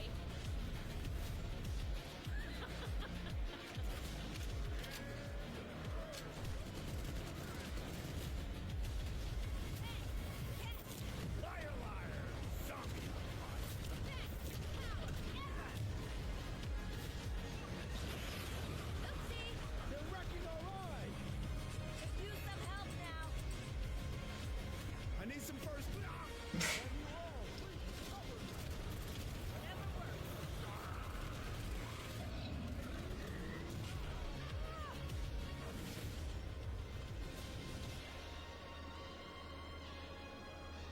Yeah, it looks like a 4-player co-op zombie killing game, so that's like almost immediately out for me. Like, it looks fine, but... Super fun. All right, our next reveal comes from a true legend of game design, Ron Gilbert. Okay, I'm interested with this because they did so many like things back in the day for Lucasfilm. I love those games growing up. Well, now Ron is back with something completely new and completely unexpected. This is weird. I have a friend. I've got a friend request on Discord, but it doesn't appear like all the rest of the Discord messages are, so I'm wondering why that's the case. Stay one step ahead of the Grim Reaper herself. Here's the first ever look. Death by scrolling. Oh, okay. So you've got to keep moving along the... Not sure how I feel about this. I mean, I like... Not sure how I feel about this one.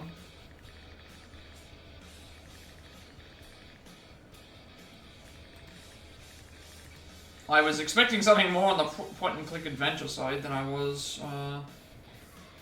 this, but I can see that a lot of people that I know would like something like this, where you're, it's very similar to like a Binding of Isaac, or like a thing like that.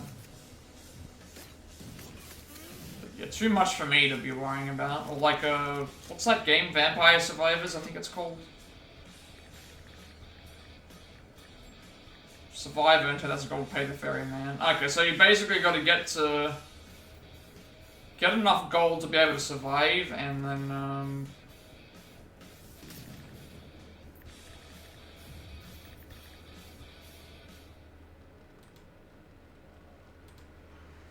It's very fun. I've actually been playing this game over the past few weeks, and trust me, it is dangerously addictive. The screen, as you can see, never stops moving, so you're constantly on the move, fighting to stay alive. A really fun game. Thanks for checking it out. All right, now onto a studio known for its unforgettable storytelling. Back in 2019, the groundbreaking RPG Disco Elysium took home 4 Game Awards. Since then, Zaum, the studio behind it, has been through a host of changes, but tonight, 6 years later, those who now make up the studio are ready to give the world the very first look at their next CRPG. It's a dive into the shadowy world of espionage, where the truth can be stranger than fiction, and every failure isn't the end, but the start of a new path. I once knew a spy.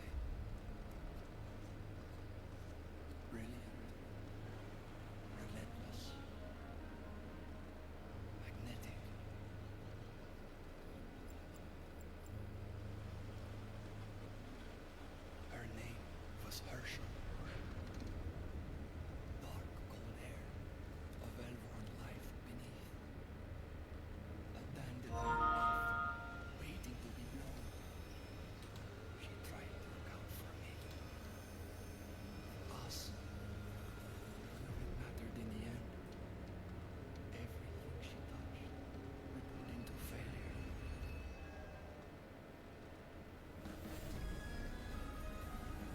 I don't think I played Disco Elysium. No, I didn't play Disco Elysium, but I don't really remember very many people even that I know that would have played this.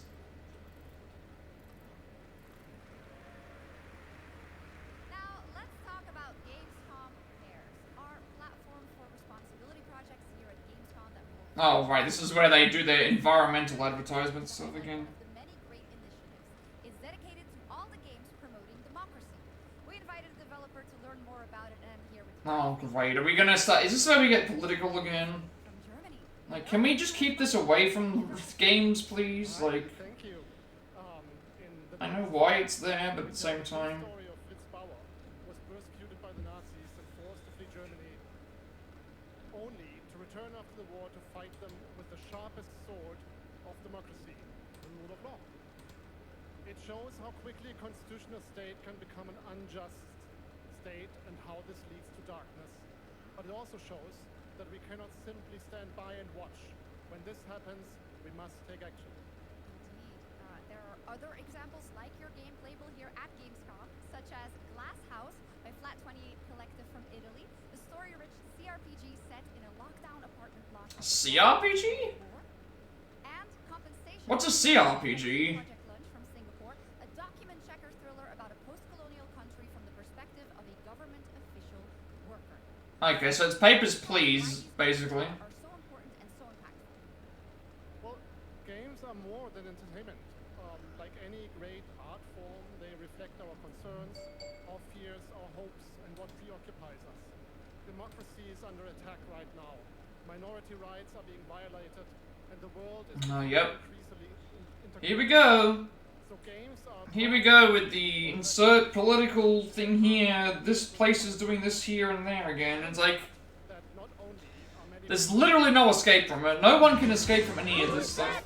It exists no matter whether people want to talk about it or not. Like, someone's gonna bring it up somewhere. It's like, I get why, but at the same time, it's like, this is also...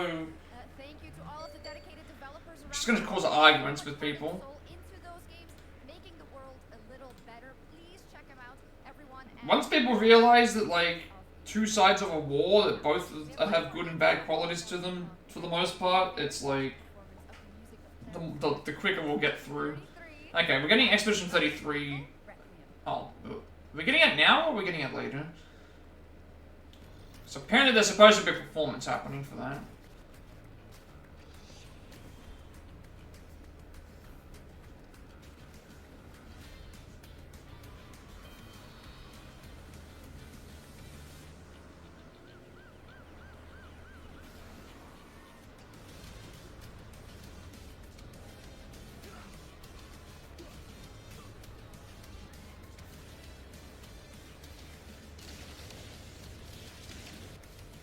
I was wondering for a second, is this all one game? Because it's like, we went from racing in the streets to having...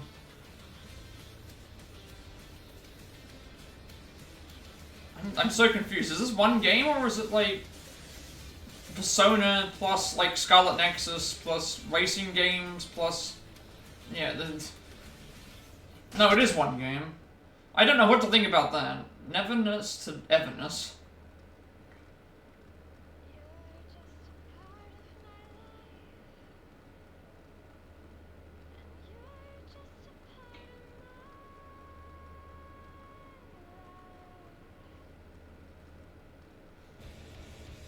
Wait, oh, it's a...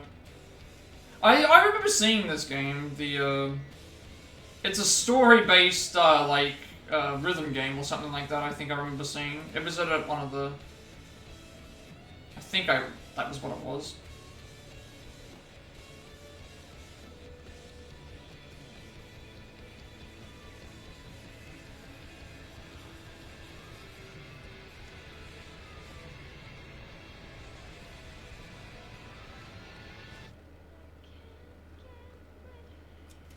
Yeah, it was unbeatable. Yeah, I saw that. That was actually a Day of the Devs on April, was it, or June?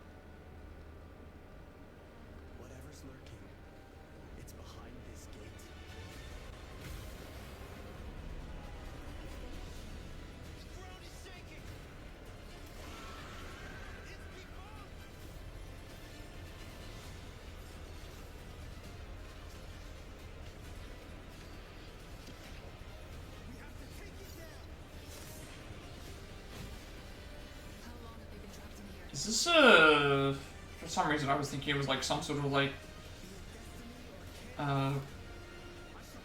Hoyoverse game, but I don't think it is.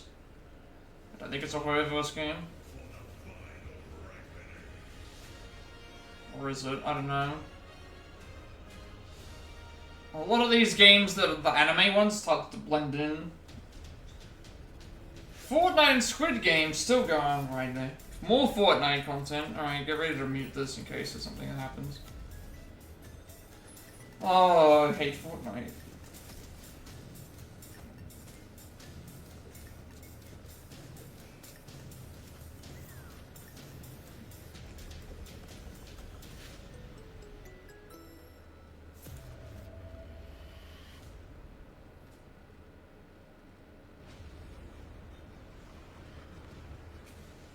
Okay, this looks like it's... Oh, it's okay, more Call of Duty stuff. Again, I only care about the campaigns, so, yeah.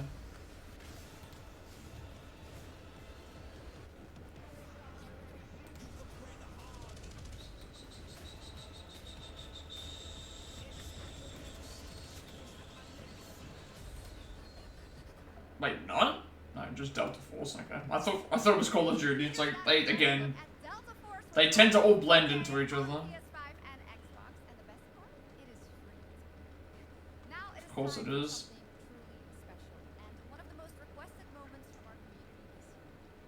Earlier in 2025, Clair Obscur Expedition 33, the debut title from French indie studio Sandfall Interactive, captured hearts with its stunning belly bucket square-inspired world and unforgettable story. Absolutely. This is a very special game, and tonight we wanted to bring that world to life right here on stage at O&L with a special acoustic performance from the game's soundtrack. Please join me. I'm curious to see how this will sound with as an acoustic. Because obviously at the Game Awards, that'll be nominated for Game of the Year, so there'll be a piece that they play, there'll be an orchestral piece that they play. But I'm wondering how an acoustic version of one of these songs is going to work. I won't mute this because it's a video game song, so it shouldn't get muted.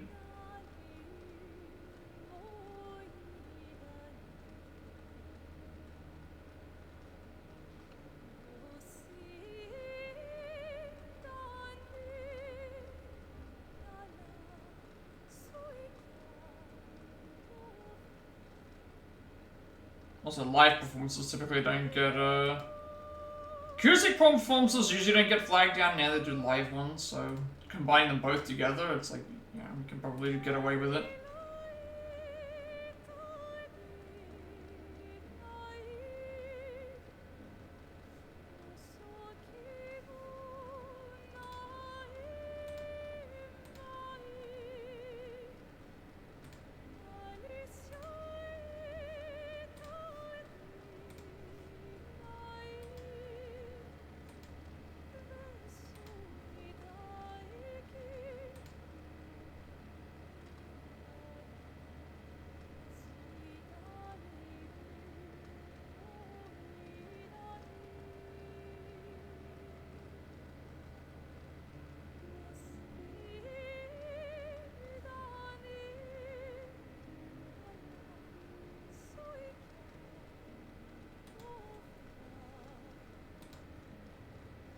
I still need to play this game, but it's exclusive at the moment.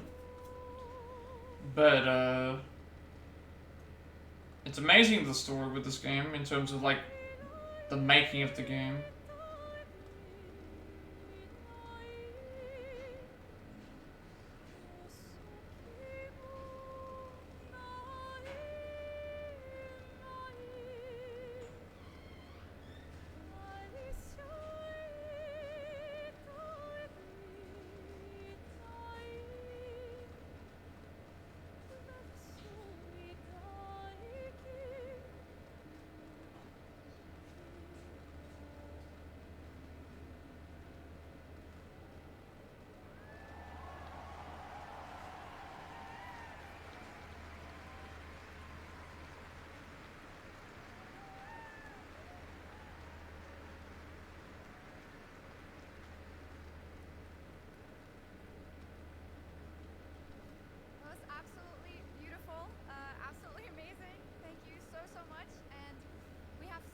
She looks like she's about to cry, actually, but, like, I mean, I guess it's because I've heard the song multiple times. Like, I get it, but at the same... This is probably Ninja Gaiden, I would expect.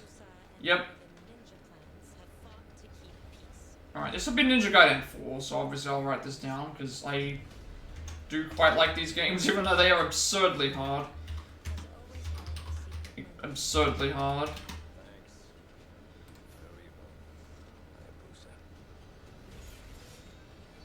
But you get a giant shuriken. Oh, we're dealing with giant robot enemies as well. Okay. Yeah, expect this game to be very difficult.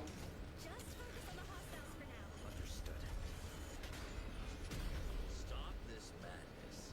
Stay away from the dark dragon seal. Go back home to your little raven nest. Or die here. If you truly think you have what it takes to slay the dark dragon, prove it. The very fiend that resurrected the Dark Dragon years ago. Even a mortal such as yourself has heard of me? I'm sure. Die, insect.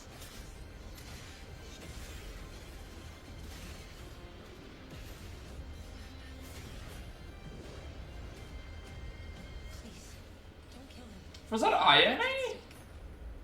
I'm not sure if it was INA or not. I know that some of the Dead or Alive characters are from this game. It's like Kasumi and INA. We've seen so many great games so far, so make sure to spread some love to these amazing developers and teams behind them, and wishlist your next favorite game on Steam by checking out our Gamescom Steam event. And the best thing is you'll find even more games from this year's Gamescom show floors, from beloved indies to big blockbuster titles, by scanning the QR code below. Now it's time for the world gameplay premiere of an MMO shooter set in a post-apocalyptic dystopian Seoul, South Korea. From NCSoft, this is Cinder City, blending narrative-driven shooter action with So far, no new games. Like, no new, like, IPs, I should say, but, like, only, like, one game so far that I've actually, like, that was actually new, and technically that was kind of leaked.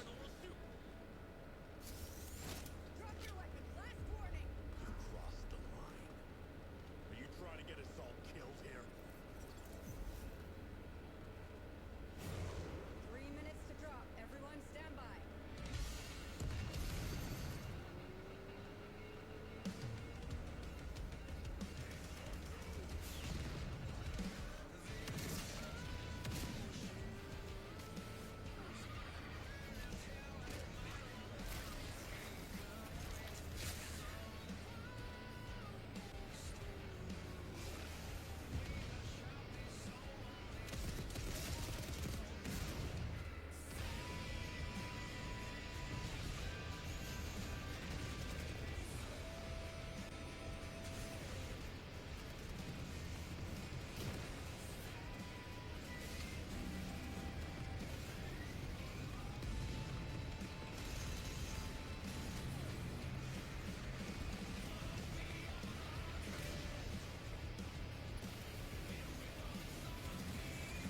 This looks like chaos. Raid bosses, I guess it's like a raid boss, like a giant raid mech boss thing. That's not all. We've now got a second brand new game from NCSoft. Time Takers is a competitive team-based survival shooter where the ultimate prize isn't points, it's time itself. Here's your first ever look. Oh, that could be interesting. So everyone has a set time limit, and if you, you know what, that would make an interesting gameplay. What if they made a multiplayer game where everyone had a set amount of time? Like 3 minutes or something, or 5 minutes, and every time you died, you ended up, losing so much time and that person gained your time. Like, that could work. Obviously, this looks like the finals, but...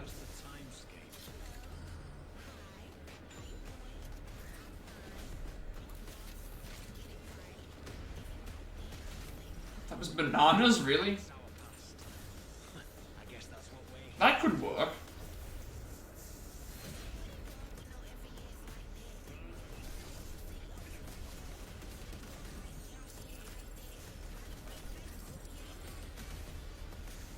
It looks like what they've done. They've made something where it's like every time you kill something, you gain time.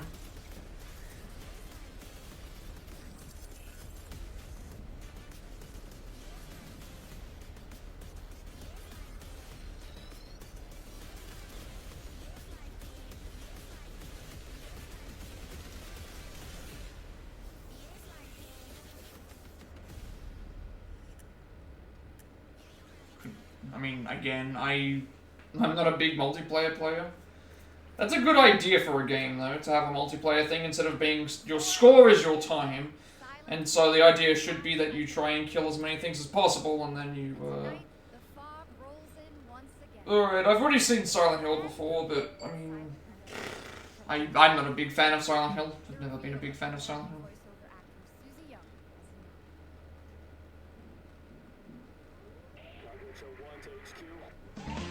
Who's that Pokemon? Still not sure why with the Pokemon game only certain Pokemon have genders. Like every Pokemon in this game should have every Pokemon should have a gender.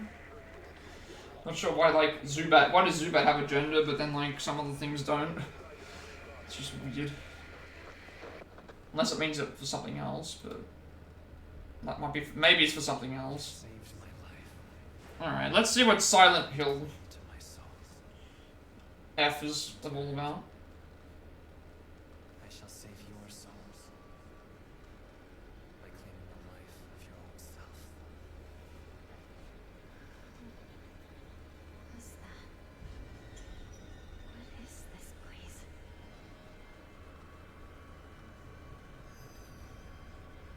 This way.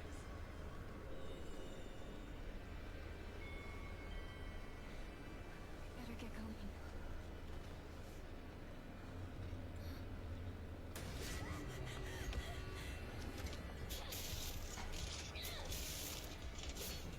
I'm sure a few people that I know that will pick up and play this, but I'm not a. I don't like Silent Hill that much. It's fine.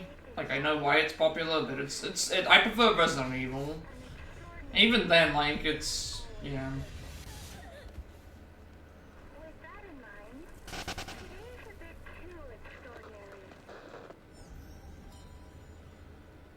So this is where you are. I wondered where you had gone. You need to start getting ready. It's time to say your goodbyes. You're going to kill them with your own hands. What's going on? It's come my home too. Let's see if they go and complain about this game. That'll be like I remember. Death Stranding 2 came out and people were complaining about questionable tropes about women, and then here they'll say like, oh, well, she's in a schoolgirl outfit, so is that considered a questionable trope?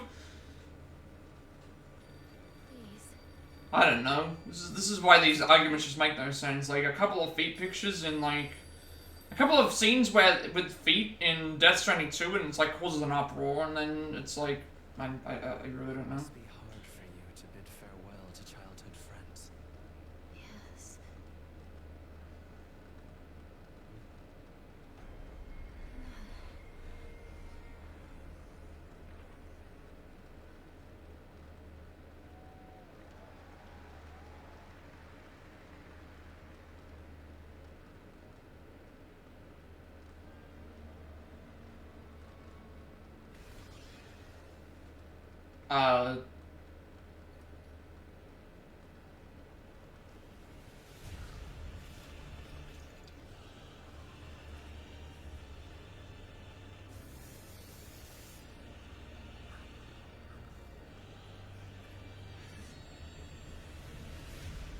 Okay.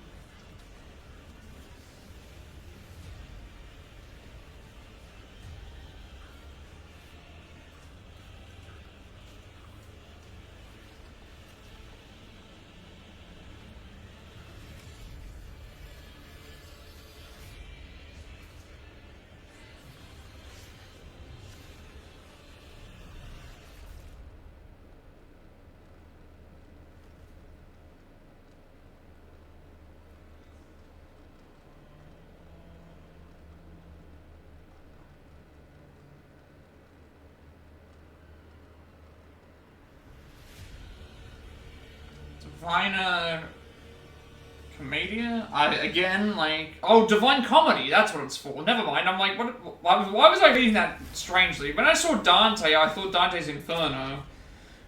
And then the game is literally just a... It's just called Divine Comedy. Okay, so... That's gonna be like, what, the 7... Is it the 7 layers of hell or 9 layers of hell for that, I think? An agent of a shadowy faction known only as the Collective. And in Cronos The New Dawn, you'll step into their role. From Polish horror powerhouse Bloober Team, nominated last year at the Game Awards for their Silent Hill 2 remake, comes a bold new vision of survival horror. In this world, the dead don't stay dead. When they find each other, they merge into something far more terrifying. Launching September 5th, here's your brand new look at Cronos The New Dawn. For some reason I was afraid that this wasn't going to go for 2 hours, the stream, but it's like, no, that's definitely going to. I mean, I spent the first 10 minutes trying to calm myself down over, like, everything that was happening today with this stuff. So hopefully, like, tomorrow will be somewhat balanced.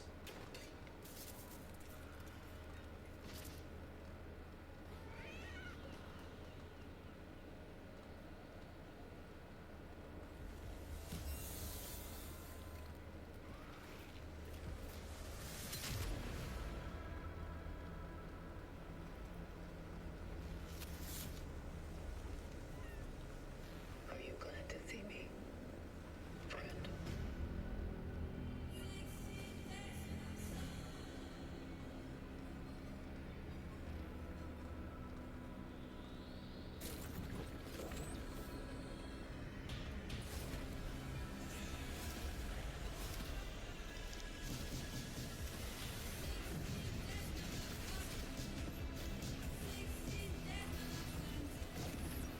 Again, more music that I don't know if I should have muted or not. I'm just gonna keep it going, but sometimes, like, I feel like I'm gonna get flagged down for a couple of these already. I mean, it's because one of them I completely missed until I got right to the end. The other one I heard, but then I didn't mute it because it was like almost over, I think. So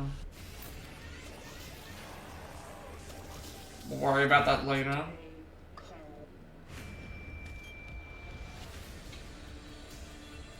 Shouldn't be a problem on Twitch, it shouldn't be a problem on YouTube, but then again, sometimes stuff can happen on YouTube, Twitch as well. Which is so weird, because, again, like, if you're playing a game on Twitch, I don't know why you should get flagged down for music that's in the game. Like, what are you supposed to do? Just... especially when the game doesn't even offer a streamer mode, how are you supposed to know? Alright, for our next trailer, let's turn it over to the head of sequels at Obsidian Entertainment. Guten Tag, Gamescom. Look at this. Tens of thousands of Europeans packed into one building in the dead of summer with absolutely no air conditioning. This is the type of dystopia we here at Obsidian Entertainment absolutely respect. What is this? Am I experiencing short and private? Oh, it's this guy again from the Outer Worlds thing again from last, yeah. Here at Obsidian Entertainment, and I've got big news. I am going to drop a brand Yeah, I think Grounded 2 already came out. For the Outer Worlds 2, what are you gonna get? More planets, more chaos, and Again, I never played the Outer Worlds 1. Outer Worlds 2 looks better, but I just, there's still... So, strap on in. Stock up on some gummy bears, stock up on your favorite pretzels. Get ready. Here comes the Outer Worlds 2 trailer. Roll it, Jeff. It's gotta be Jeff that's rolling it, right? And now, a trailer for the part of the game you'll remember more than the ending. The Companions. Let's skip the diplomacy. Chemically enhancing your statistically unsafe lifestyle. This might sting a lot. Ooh, an enemy. Son of a spread.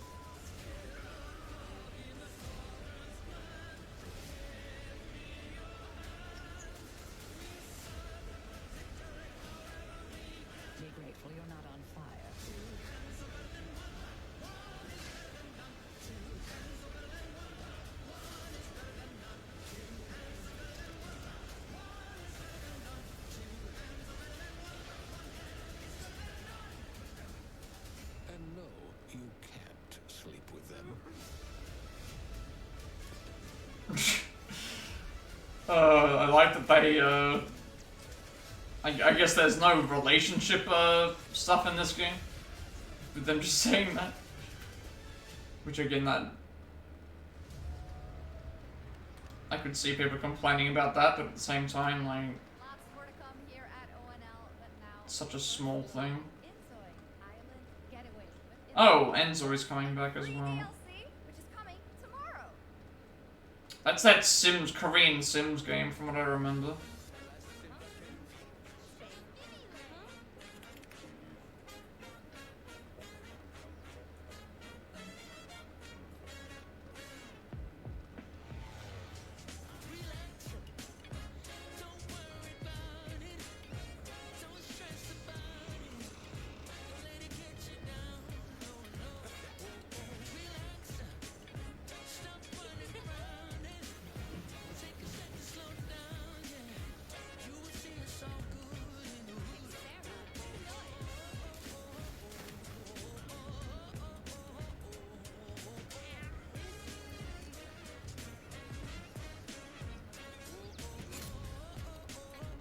Wait, was that prison?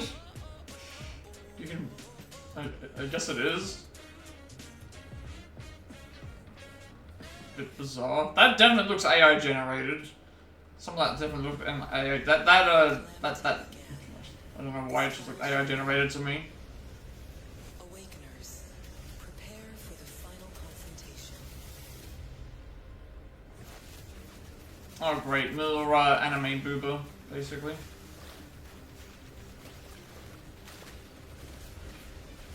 Oh, of course, of course that's what it is. Just anime girl shooter, basically.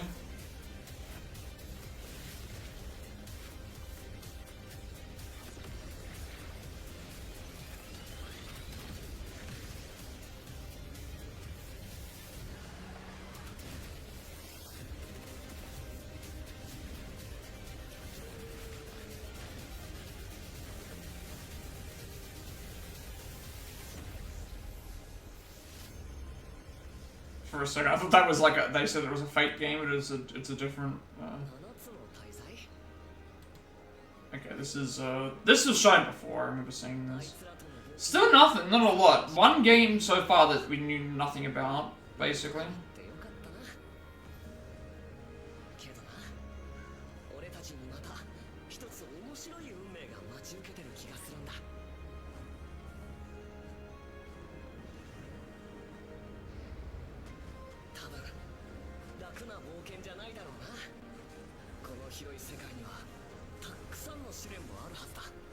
I swear, all these anime games end up looking the same.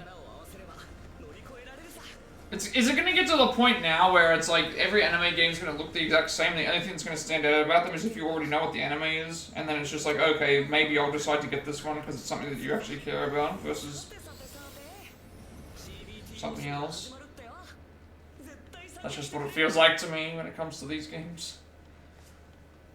It's not like I'm putting the anime down or anything. Anime is fine, but just there's just so many of these animated games.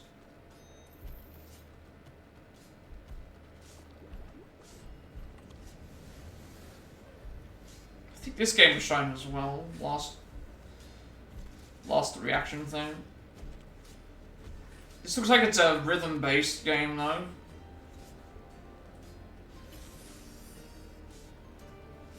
At least it seemed like it was timed with the music at first.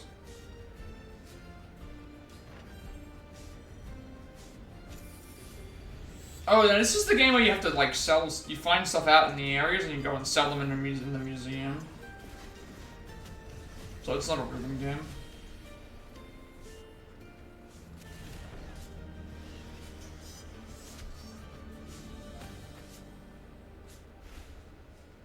Yeah. I remember seeing this game as well. You basically just... Vampire Masquerade, okay. I remember those. I remember watching these games because of Yu-Gi-Oh! The Abridged series. He was doing a playthrough of those. Oh my, I think I know what you... When Marek was playing the, playing it. Although this looks different that a bit, I guess. I never played these games myself, though.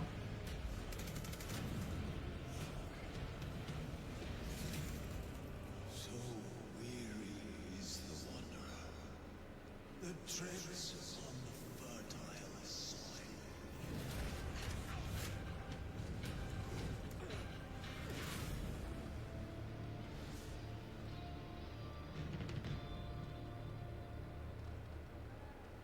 It's essentially like Fallout, but I would say more vampires than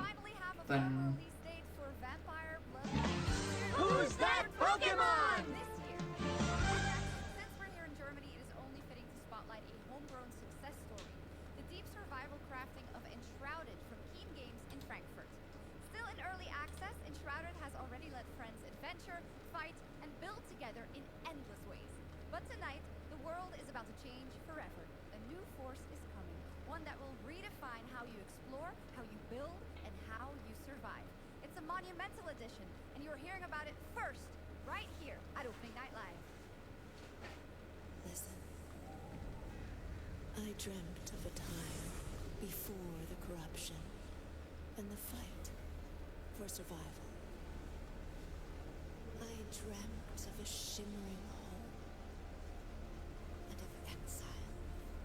To find peace, we must brave the deep. Here, the old gods whisper, and an ancient fury awakens. We shall purge the profane and command the water to yield to our will, for there is no greater power than the flame of the faithful. This is so far, I would say, probably the weakest Gamescom I think we've covered this entire time. Like, most of the stuff that's been covered here has just been stuff that I already knew about or something I wasn't interested in. This feels like it's the weakest one. And it's like probably the shortest of the ones that we've covered as well. First time, and the reveal of brand new expansion as well.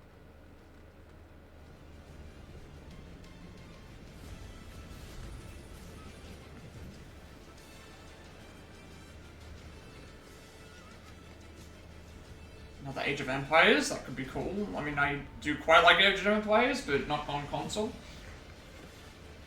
Like PS5, yeah, I tried playing some of these games on console. It's too difficult.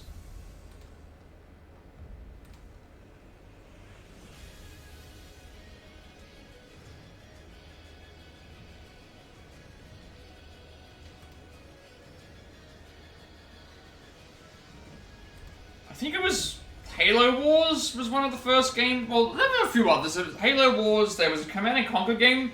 It was around the time I remember trying to play some of them, and they just don't work nearly as well on a controller. I still think Age of Empires 2 is the best. Age of Empires 2 is probably the best one, but I really, really like Age of Mythology. I like Warcraft 3. The Command & Conquer games are also great, but they need to be on PC. Like, they need to be played on PC.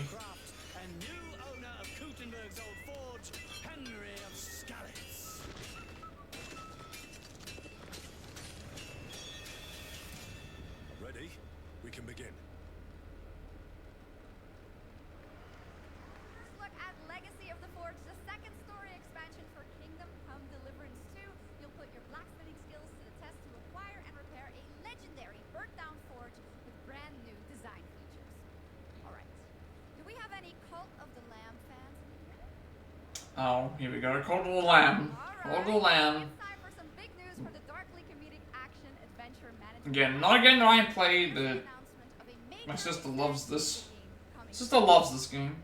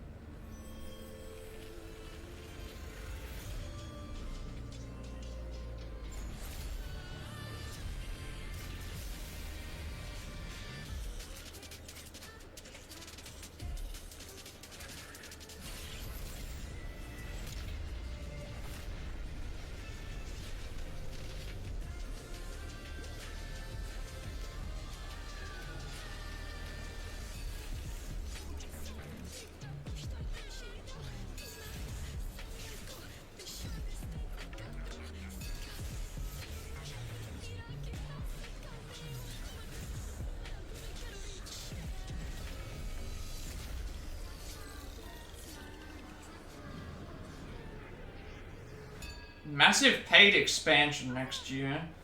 Now, last year, World of Warcraft celebrated its 20th anniversary. Oh yeah, that's right. That happens. Expansion story arc, The World Soul Saga. Yeah, World of Warcraft's been around for 21 years now, and I've never played World of Warcraft. Not 1 second. I've watched people play it, but I've never played it myself. I like I like Warcraft 3. That's my favorite Warcraft game is Warcraft 3.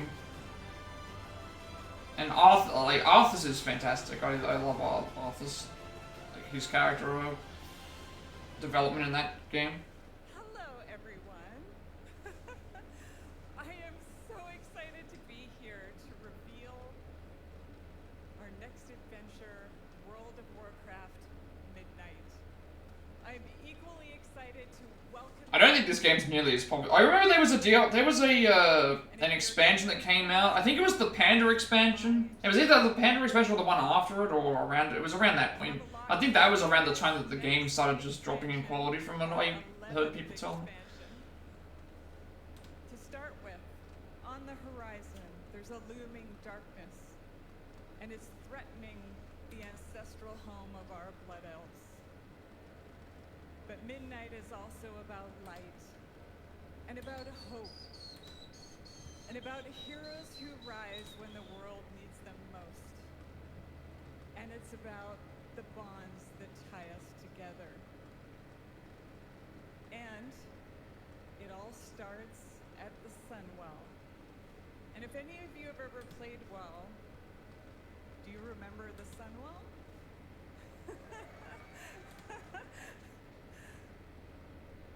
With that in mind, please enjoy the premiere of our cinematic introduction to Midnight. This is gonna be a long one, I guess. If it's gonna be the whole cinematic introduction, it could be like a few minutes long just for this one cinematic. Yeah, I don't know how many people still play World of Warcraft nowadays, but yeah, I checked out of Warcraft like around the time of Warcraft, and then I know they re-released Warcraft 3, but I heard it was garbage. There was so many problems with it, so I still have Warcraft 3 somewhere. I've still got the actual, still got the original disc. Yes, discs exist for PC. I have discs. I've still got discs for PC games, from like 20, 30 years back. If not even further. Back when games had like 9 discs. And you had to install each disc and put people don't understand how hard it was to install games back then in some situations. You had to like have, 8 or 9 discs. You'd have to like put one disc in, and then you'd have to like take it out and put the other disc in at a certain point, then you might have to go back and put that one in again. It was a crazy time. It was a crazy time. Sometimes you had to install certain programs that were on the disc so that you could then play that game on the thing. Like, certain programs don't exist anymore. That's why GOG exists. GOG exists so that people can play those older games. Because before, you had to install separate programs sometimes to get these things. You would have to go onto you'd sometimes have to go onto patch sites or crack sites just to get the latest patches for games. You'd have to actually go onto a website and download the patch, and then have that patch connected up in the right folder with the PC game. Crazy times we lived in back in the 90s and early 2000s. Like, these things just existed. But it's a fun time. It's a fun time to reminisce about how things like that existed back then, because it's like, people do not understand how hard it was back then for games. It wasn't just a matter of downloading a game and playing it, or putting a disc in and playing the game. It's like, no, you had to install the game, you had to take discs out and back in again, you had to have certain programs, sometimes you had to download patches and separate them. And then if a new patch came in, you'd have to make sure you replaced the old one with the new one, and yeah, just fun times.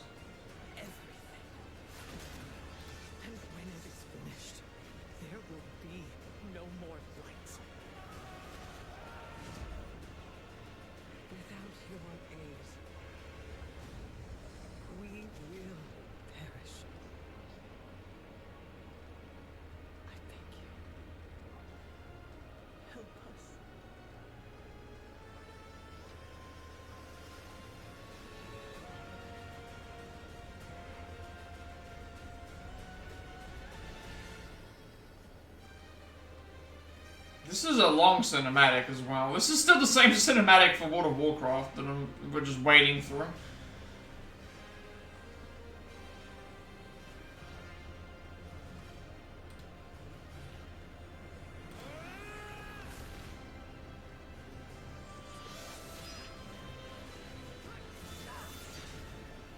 The Sunwell will not fall.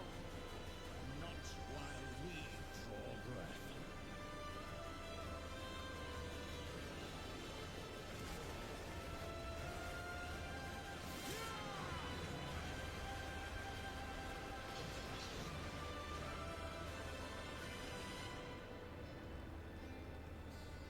I think they said this was only like the second expansion of 3, so there's still going to be one more that comes after this, but I'm assuming that they do them every couple of years. It says World Soul Cycle Part 2, so next year. I'm assuming that every couple of years they make a new one. They did say it was going to be 3 parts. What a great cinematic! That's all that it was, though. Like, Next is the global announcement of a new project from Team J. of course, that's his reaction. Project Spectrum is a tactical. This is what Gamescom and Summer Games Fest and the Game Awards is. It's like just cinematic for the most part, just cinematic trailers, and it's like I need more than just a cinematic trailer because Mind's Eye exists. Mind's Eye exists. Twist around the world. Face the horror or become the horror itself. Can you describe the sound in the recording?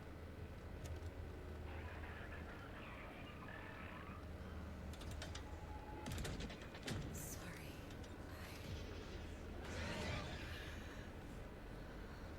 Let's go back to the start.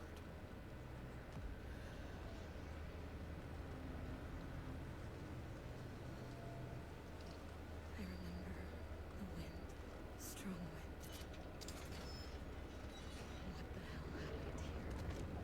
We got company!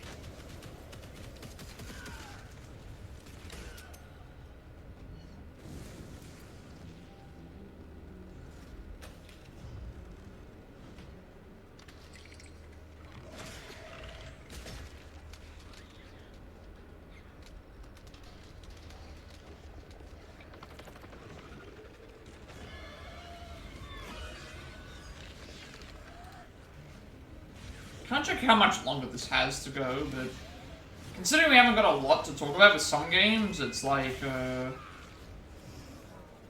it's not going to take me too long. This video might be like 3 hours at the most. Like it'll probably be less than 3 hours, I think. But it'll still take me a while to upload because I got to put all the timestamps in and type them all up. And while I'm doing that, I'm getting constant Discord and like other notifications, and I'm trying to do stream stuff as well. So it's like, it'll happen when it happens. Like there's a chance that tomorrow's stream will be delayed again, like today's was. But I mean, again, this week is wacky.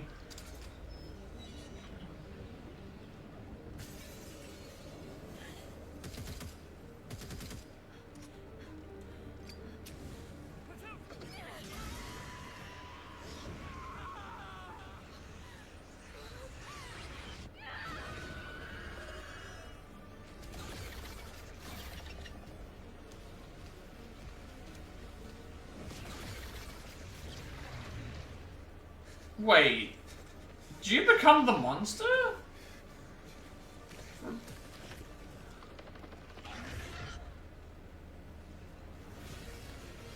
That was... Yeah.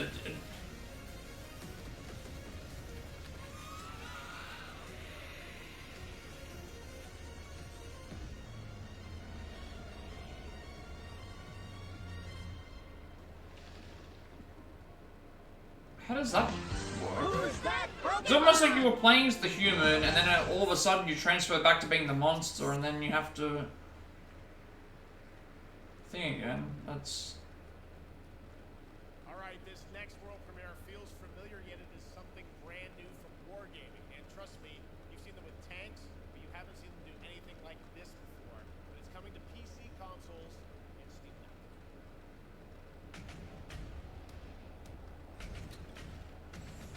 Okay. So is it gonna be...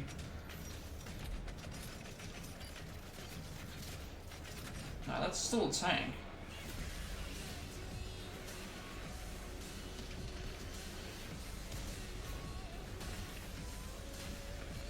Is this a racing game?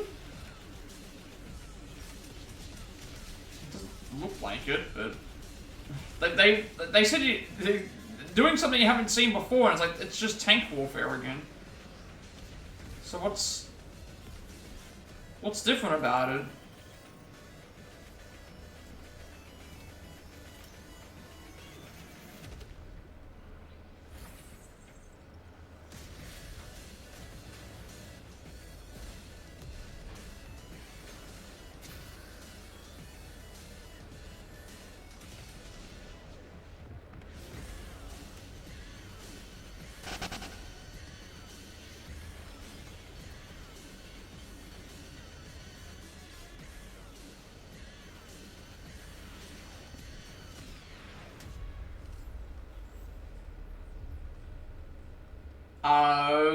That just looks like another tank game.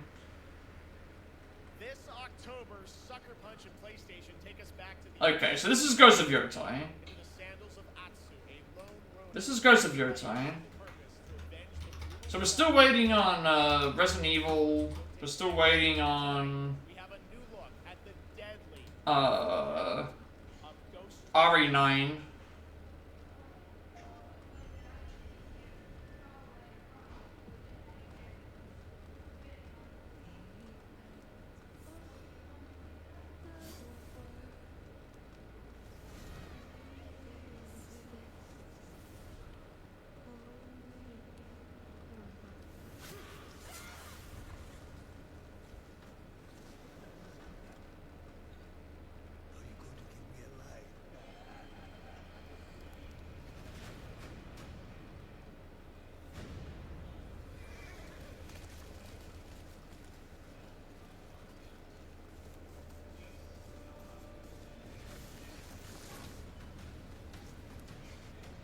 Again,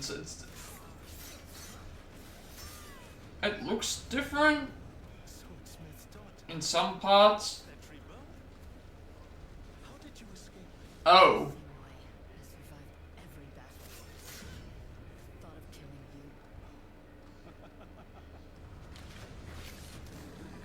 I mean, I really like the first game. I haven't played the DLC yet, but I mean, this is so far apart from that one that I don't need to play the DLC necessarily. It's not a sequel, it's a separate game. Ruthless spirits wandering the land, driven by vengeance.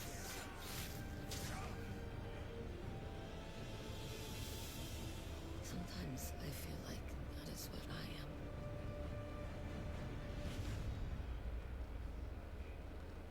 And that game comes in October. I'm sure it'll be good.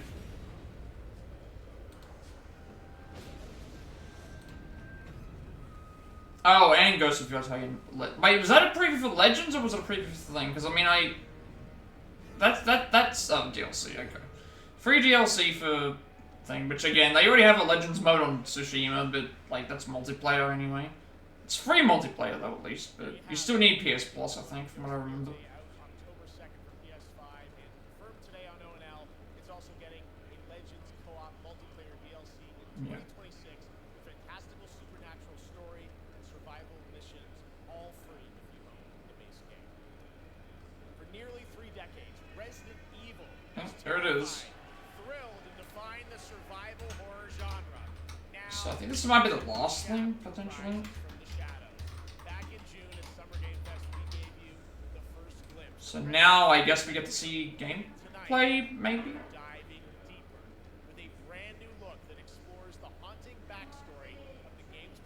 Oh, okay. Backstory stuff? That's cool.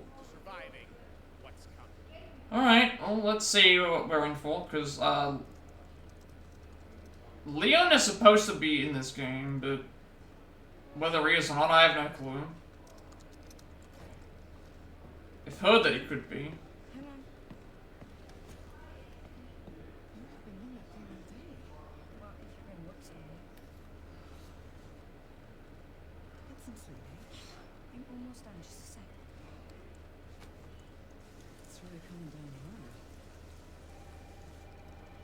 phone. Mom, it's right beside you.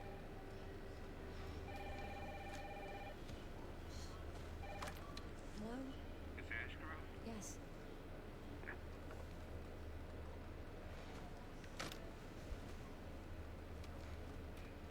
Who was it? They asked for Miss Ashcroft and then they hung up on me. Oh.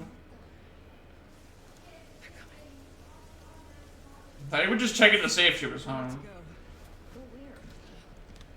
Mom, Yeah. what's going on? Hurry.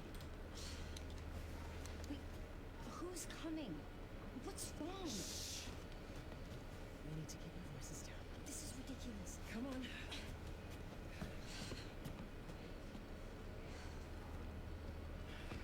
Tell me what's going on. Now is not the time.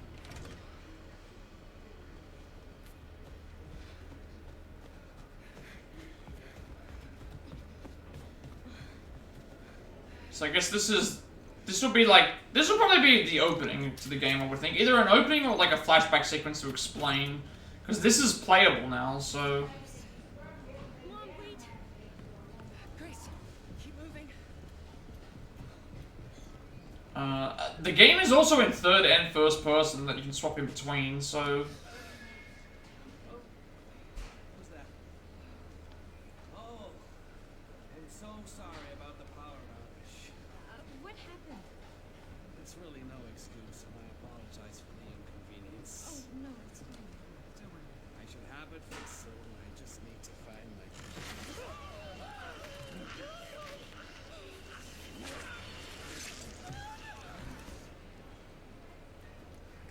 So are they cult members of some sort? They... Also, why did they just suddenly... Grab my hands. Okay, look at me. Look at me. In. And out. Breathe in. And out. So some parts might be first person, some parts might be third, but then they also said that you could swap between them, so I'm assuming that you can play it either way. I'd be going third person if I'm playing these games, because I don't like the first person view as much. Please know that you are my hope. Never forget me. What are you talking about? Just... I love you. I love you too.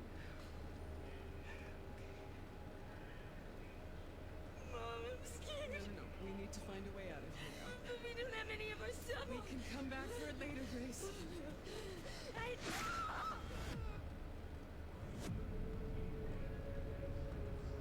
Yep, that's... That wasn't a lot of gameplay at all. Like, we got a small little snippet of gameplay sequence and then just more backstory. That sequence in Osaka about a month ago, there's a lot more to share, and there's a reason it was the most wishlisted title coming out of Summer Game Fest this June. Now, I mean, that was out of Summer Games Fest. That's because I didn't show GTA 6. It's not gonna be the most wishlisted game. Like, I would guarantee that's probably GTA 6. Resident Evil Requiem at the Capcom booth as we count down to launch this February. A huge thank you to Capcom and Takeuchi-san for that special look. And with that, Gamescom Yep, that is everything. Alright,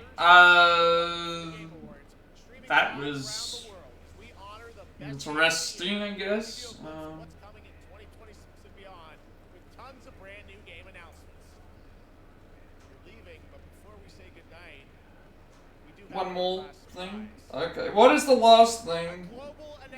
What are you going to tell us? walked away with multiple Game Awards wins for its last project. Please take a look. Alright, what game is this?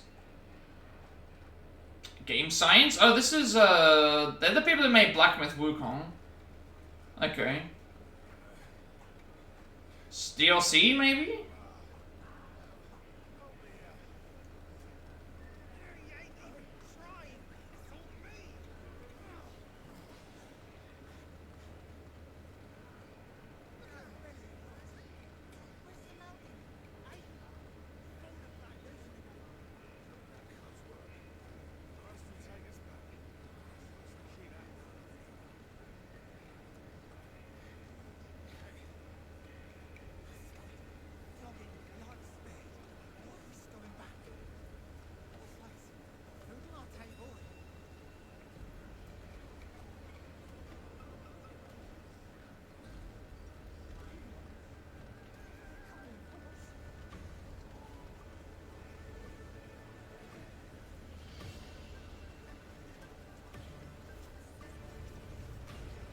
this is the same people that did Black Myth Wukong, so this is either a DLC or something else, because...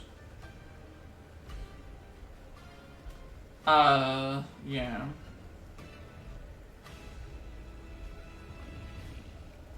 Pretty sure at Game Science it's the same people behind Black Myth Wukong.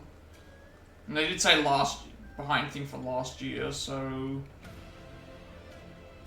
I'm not that familiar with these characters, so... What's this game? Shang-Kui. I don't know who that is, but... again, that was just a cinematic trailer. Not enough for me to go and decide if I'm buying the game or not. I don't like cinematic trailers. I'm sick of seeing them. Okay, there you go. It's the sequel. A ghost-catching god who wanders between hell and earth. This will once again be a single-player ARPG rooted in ancient Chinese myth and folklore. Don't worry, to those who love the Black Myth series, the westward journey won't end. And that also means that there's probably going to be DLC, if that's the case.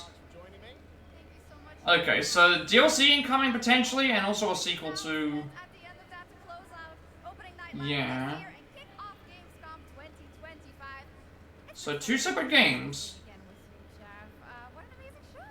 Oh, it was such an amazing show. Great job to you. Thanks for coming back again, Sjokz. And thank you to everyone for watching online and here, the audience in Cologne. What a great night. Have a great Gamescom 2025. And we'll see you on December 11th for the Game Awards in LA. Good night, everybody.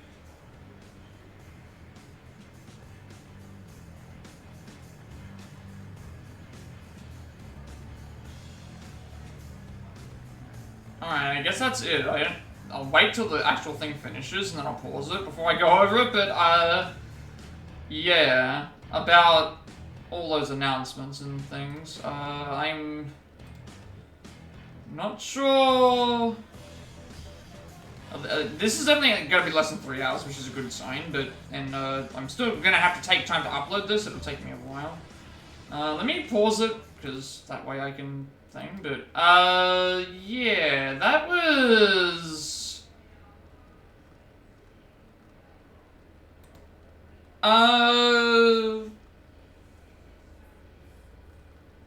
yeah, I don't know how to feel about this.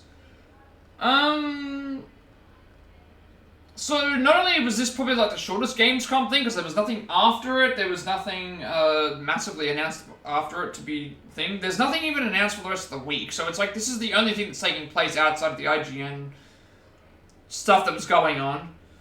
And I wasn't going to watch that anyway. Most of the stuff that I was interested in, I already knew about, and only like 2 new things, and one of them doesn't really even count.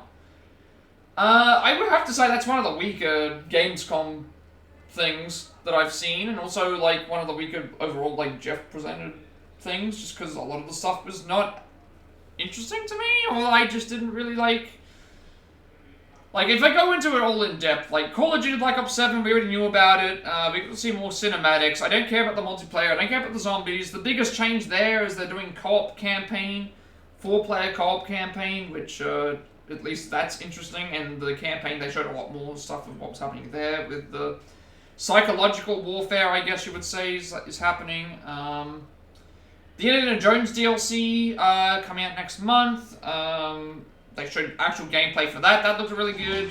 Ninja Gaiden 4, more story stuff, and also a whole lot more fighting.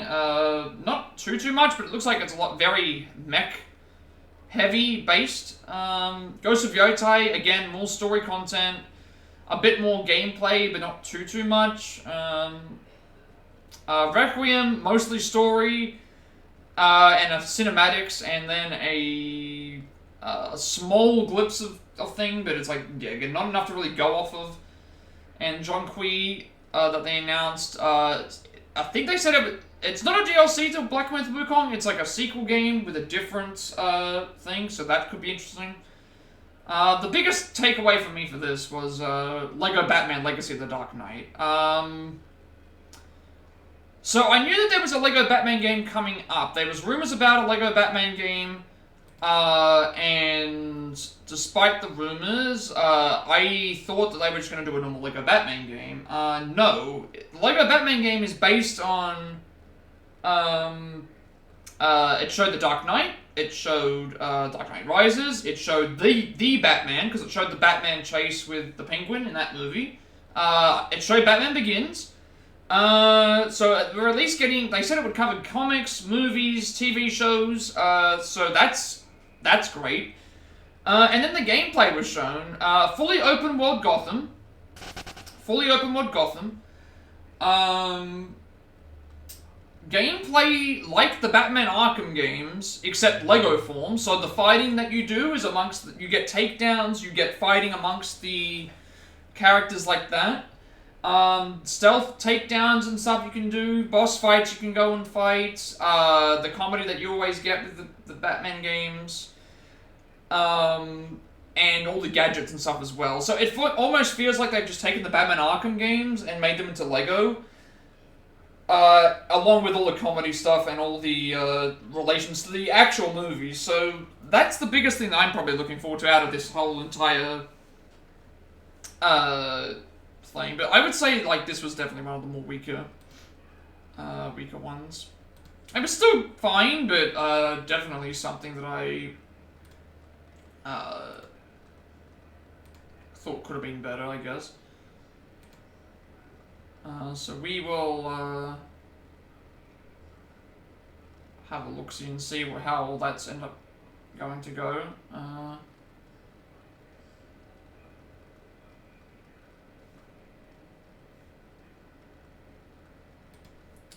So yeah, I think that's about it. Like in terms of what I was covering, like I already gave my overall thoughts. Probably too many cinematic trailers again, too many other things.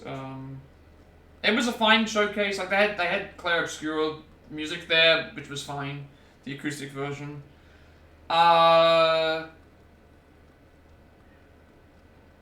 So we'll just wait and see what happens with the future of the stuff there. Obviously, yeah. So the rest of this week will be a bit up in the air. I'm gonna try and get this video uploaded today. It should be uploaded today, but it might not necessarily be finished today. I might have to do it into tomorrow, like what I did today. But hopefully that won't take nearly as long. So tomorrow's stream will be a bit shorter, probably, but we'll deal with that. Tomorrow's stream, back to Ace Investigations Collection, to the very start of the second case. Friday should hopefully be the same thing. Saturday, no stream. Alison's going to be out with her friends, so we won't be doing that. We might do that on Sunday, but I'm not entirely sure. Monday will be Marvel Rivals, and then Tuesday through Friday will hopefully be the rest of finishing Ace Attorney Investigations Collection. Get the Platinum, do all the press statements for... there's no extra endings, all the fully voice acted stuff as well, so... Yeah, I don't know what else to really talk about. I've kind of already given my piece on everything, so... That's, this week and next week's gonna be a bit weird. That's basically what we're dealing with at the moment, so... We'll probably stream tomorrow. Tomorrow's stream probably won't get uploaded in time, I don't think, so instead we'll probably end up just working on that on the Friday, potentially. So I might take 2 days, or 2 or 3 days break, I'm not entirely sure. I'm not decided yet. We'll just see how things play out. I guess I should just wrap things up now before I start rambling too long. With that being said, be sure to like, comment, and subscribe. Every like, comment, subscription, review on this video gets me post monetization, helps my content become more accessible and defined. I upload on my past Plat as well as Let's Plays on Let's Plays 2. The YouTube channel. You can find a link down below to the games list for the games we've played and shown thus far, all the latest posts, all the upcoming games, DLCs, Switch games we can add to tramp mention points as well. I just realized now, I have a 1-year subscriber thing on my thing now. So that means that my sub, yesterday I did not have that, so I'm thinking that means that I became affiliated on the 20th of August, of September. So that means that I wouldn't be able to stream it on the day that I became affiliated. It would have to be the next day, which is what was unfortunate because the day that I got affiliated is the day that I have a birthday, a 21st birthday that I have to go to. So my cousin's 21st birthday. So unfortunately, I'm not going to be able to do my actual subathon on the day that I got affiliated, which just annoys me because of what happened, everything. But I just realize this now. If these only just gave me the 12-month thing, it means I think within the next month it's going to be a thing. And it wasn't like that yesterday, so I think that's when I got affiliated. We'll just wait and see. As well as the games, all the games as well. Working on more Plat past segments of games we have the Put Trophy for, as well as switching things up to games on Switch, along with more triangle strategy, speedruns, Gadara speedruns, and Pokemon for the Nuzlocke, so I'm continuing with those. Live notes, as well as Pokemon Let's Go Eevee speedruns and Super Mario Project speedruns. I'm doing the Dragon Quest 11 notes at the moment, as well as the Final Fantasy Picture Master stuff too. I upload everything to YouTube because of a 14-day limitation on my videos before they're permanently deleted and want there to be a separate place for everyone to find my content which to do so, and you also get a notification of the link as well. Follow or subscribe to me on Twitch at 100 subscribers. I'll be doing any Final Fantasy 2 Picture Master speedrun. You also get access to more channel mention points you can use to vote on for the next game.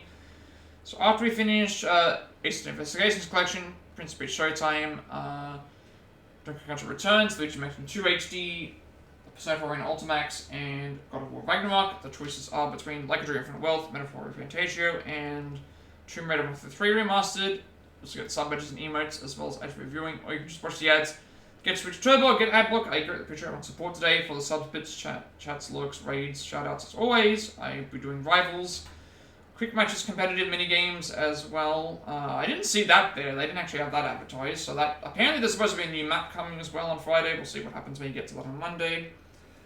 Follow me on Twitter to be notified when I go live. Wish to have in Discord. I will send you an invite to my friends. Discord server close to 2,000 members. Still going strong. Playing topics and games to cross as well. I am very active there and you also get a notification of when they go live as well. And finally, to know if you grab my stream overlay that I use more future content going forward, you can find a link down below in the description for that as well. So as always, before we go and head off for tonight, let's see if there's anyone like me raid. If there's a raid request I'd like me to make, I would gladly do so. Otherwise, we'll just see who's currently streaming and give them the raid. Let us see who is currently streaming right now.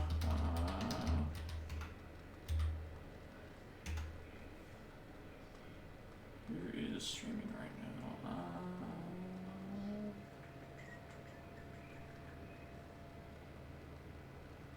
We will raid.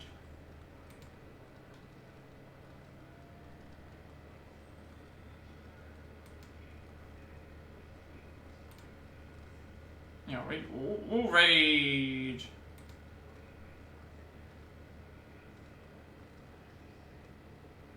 Germany. They're doing Wu Chang, Fallen Feathers at the moment.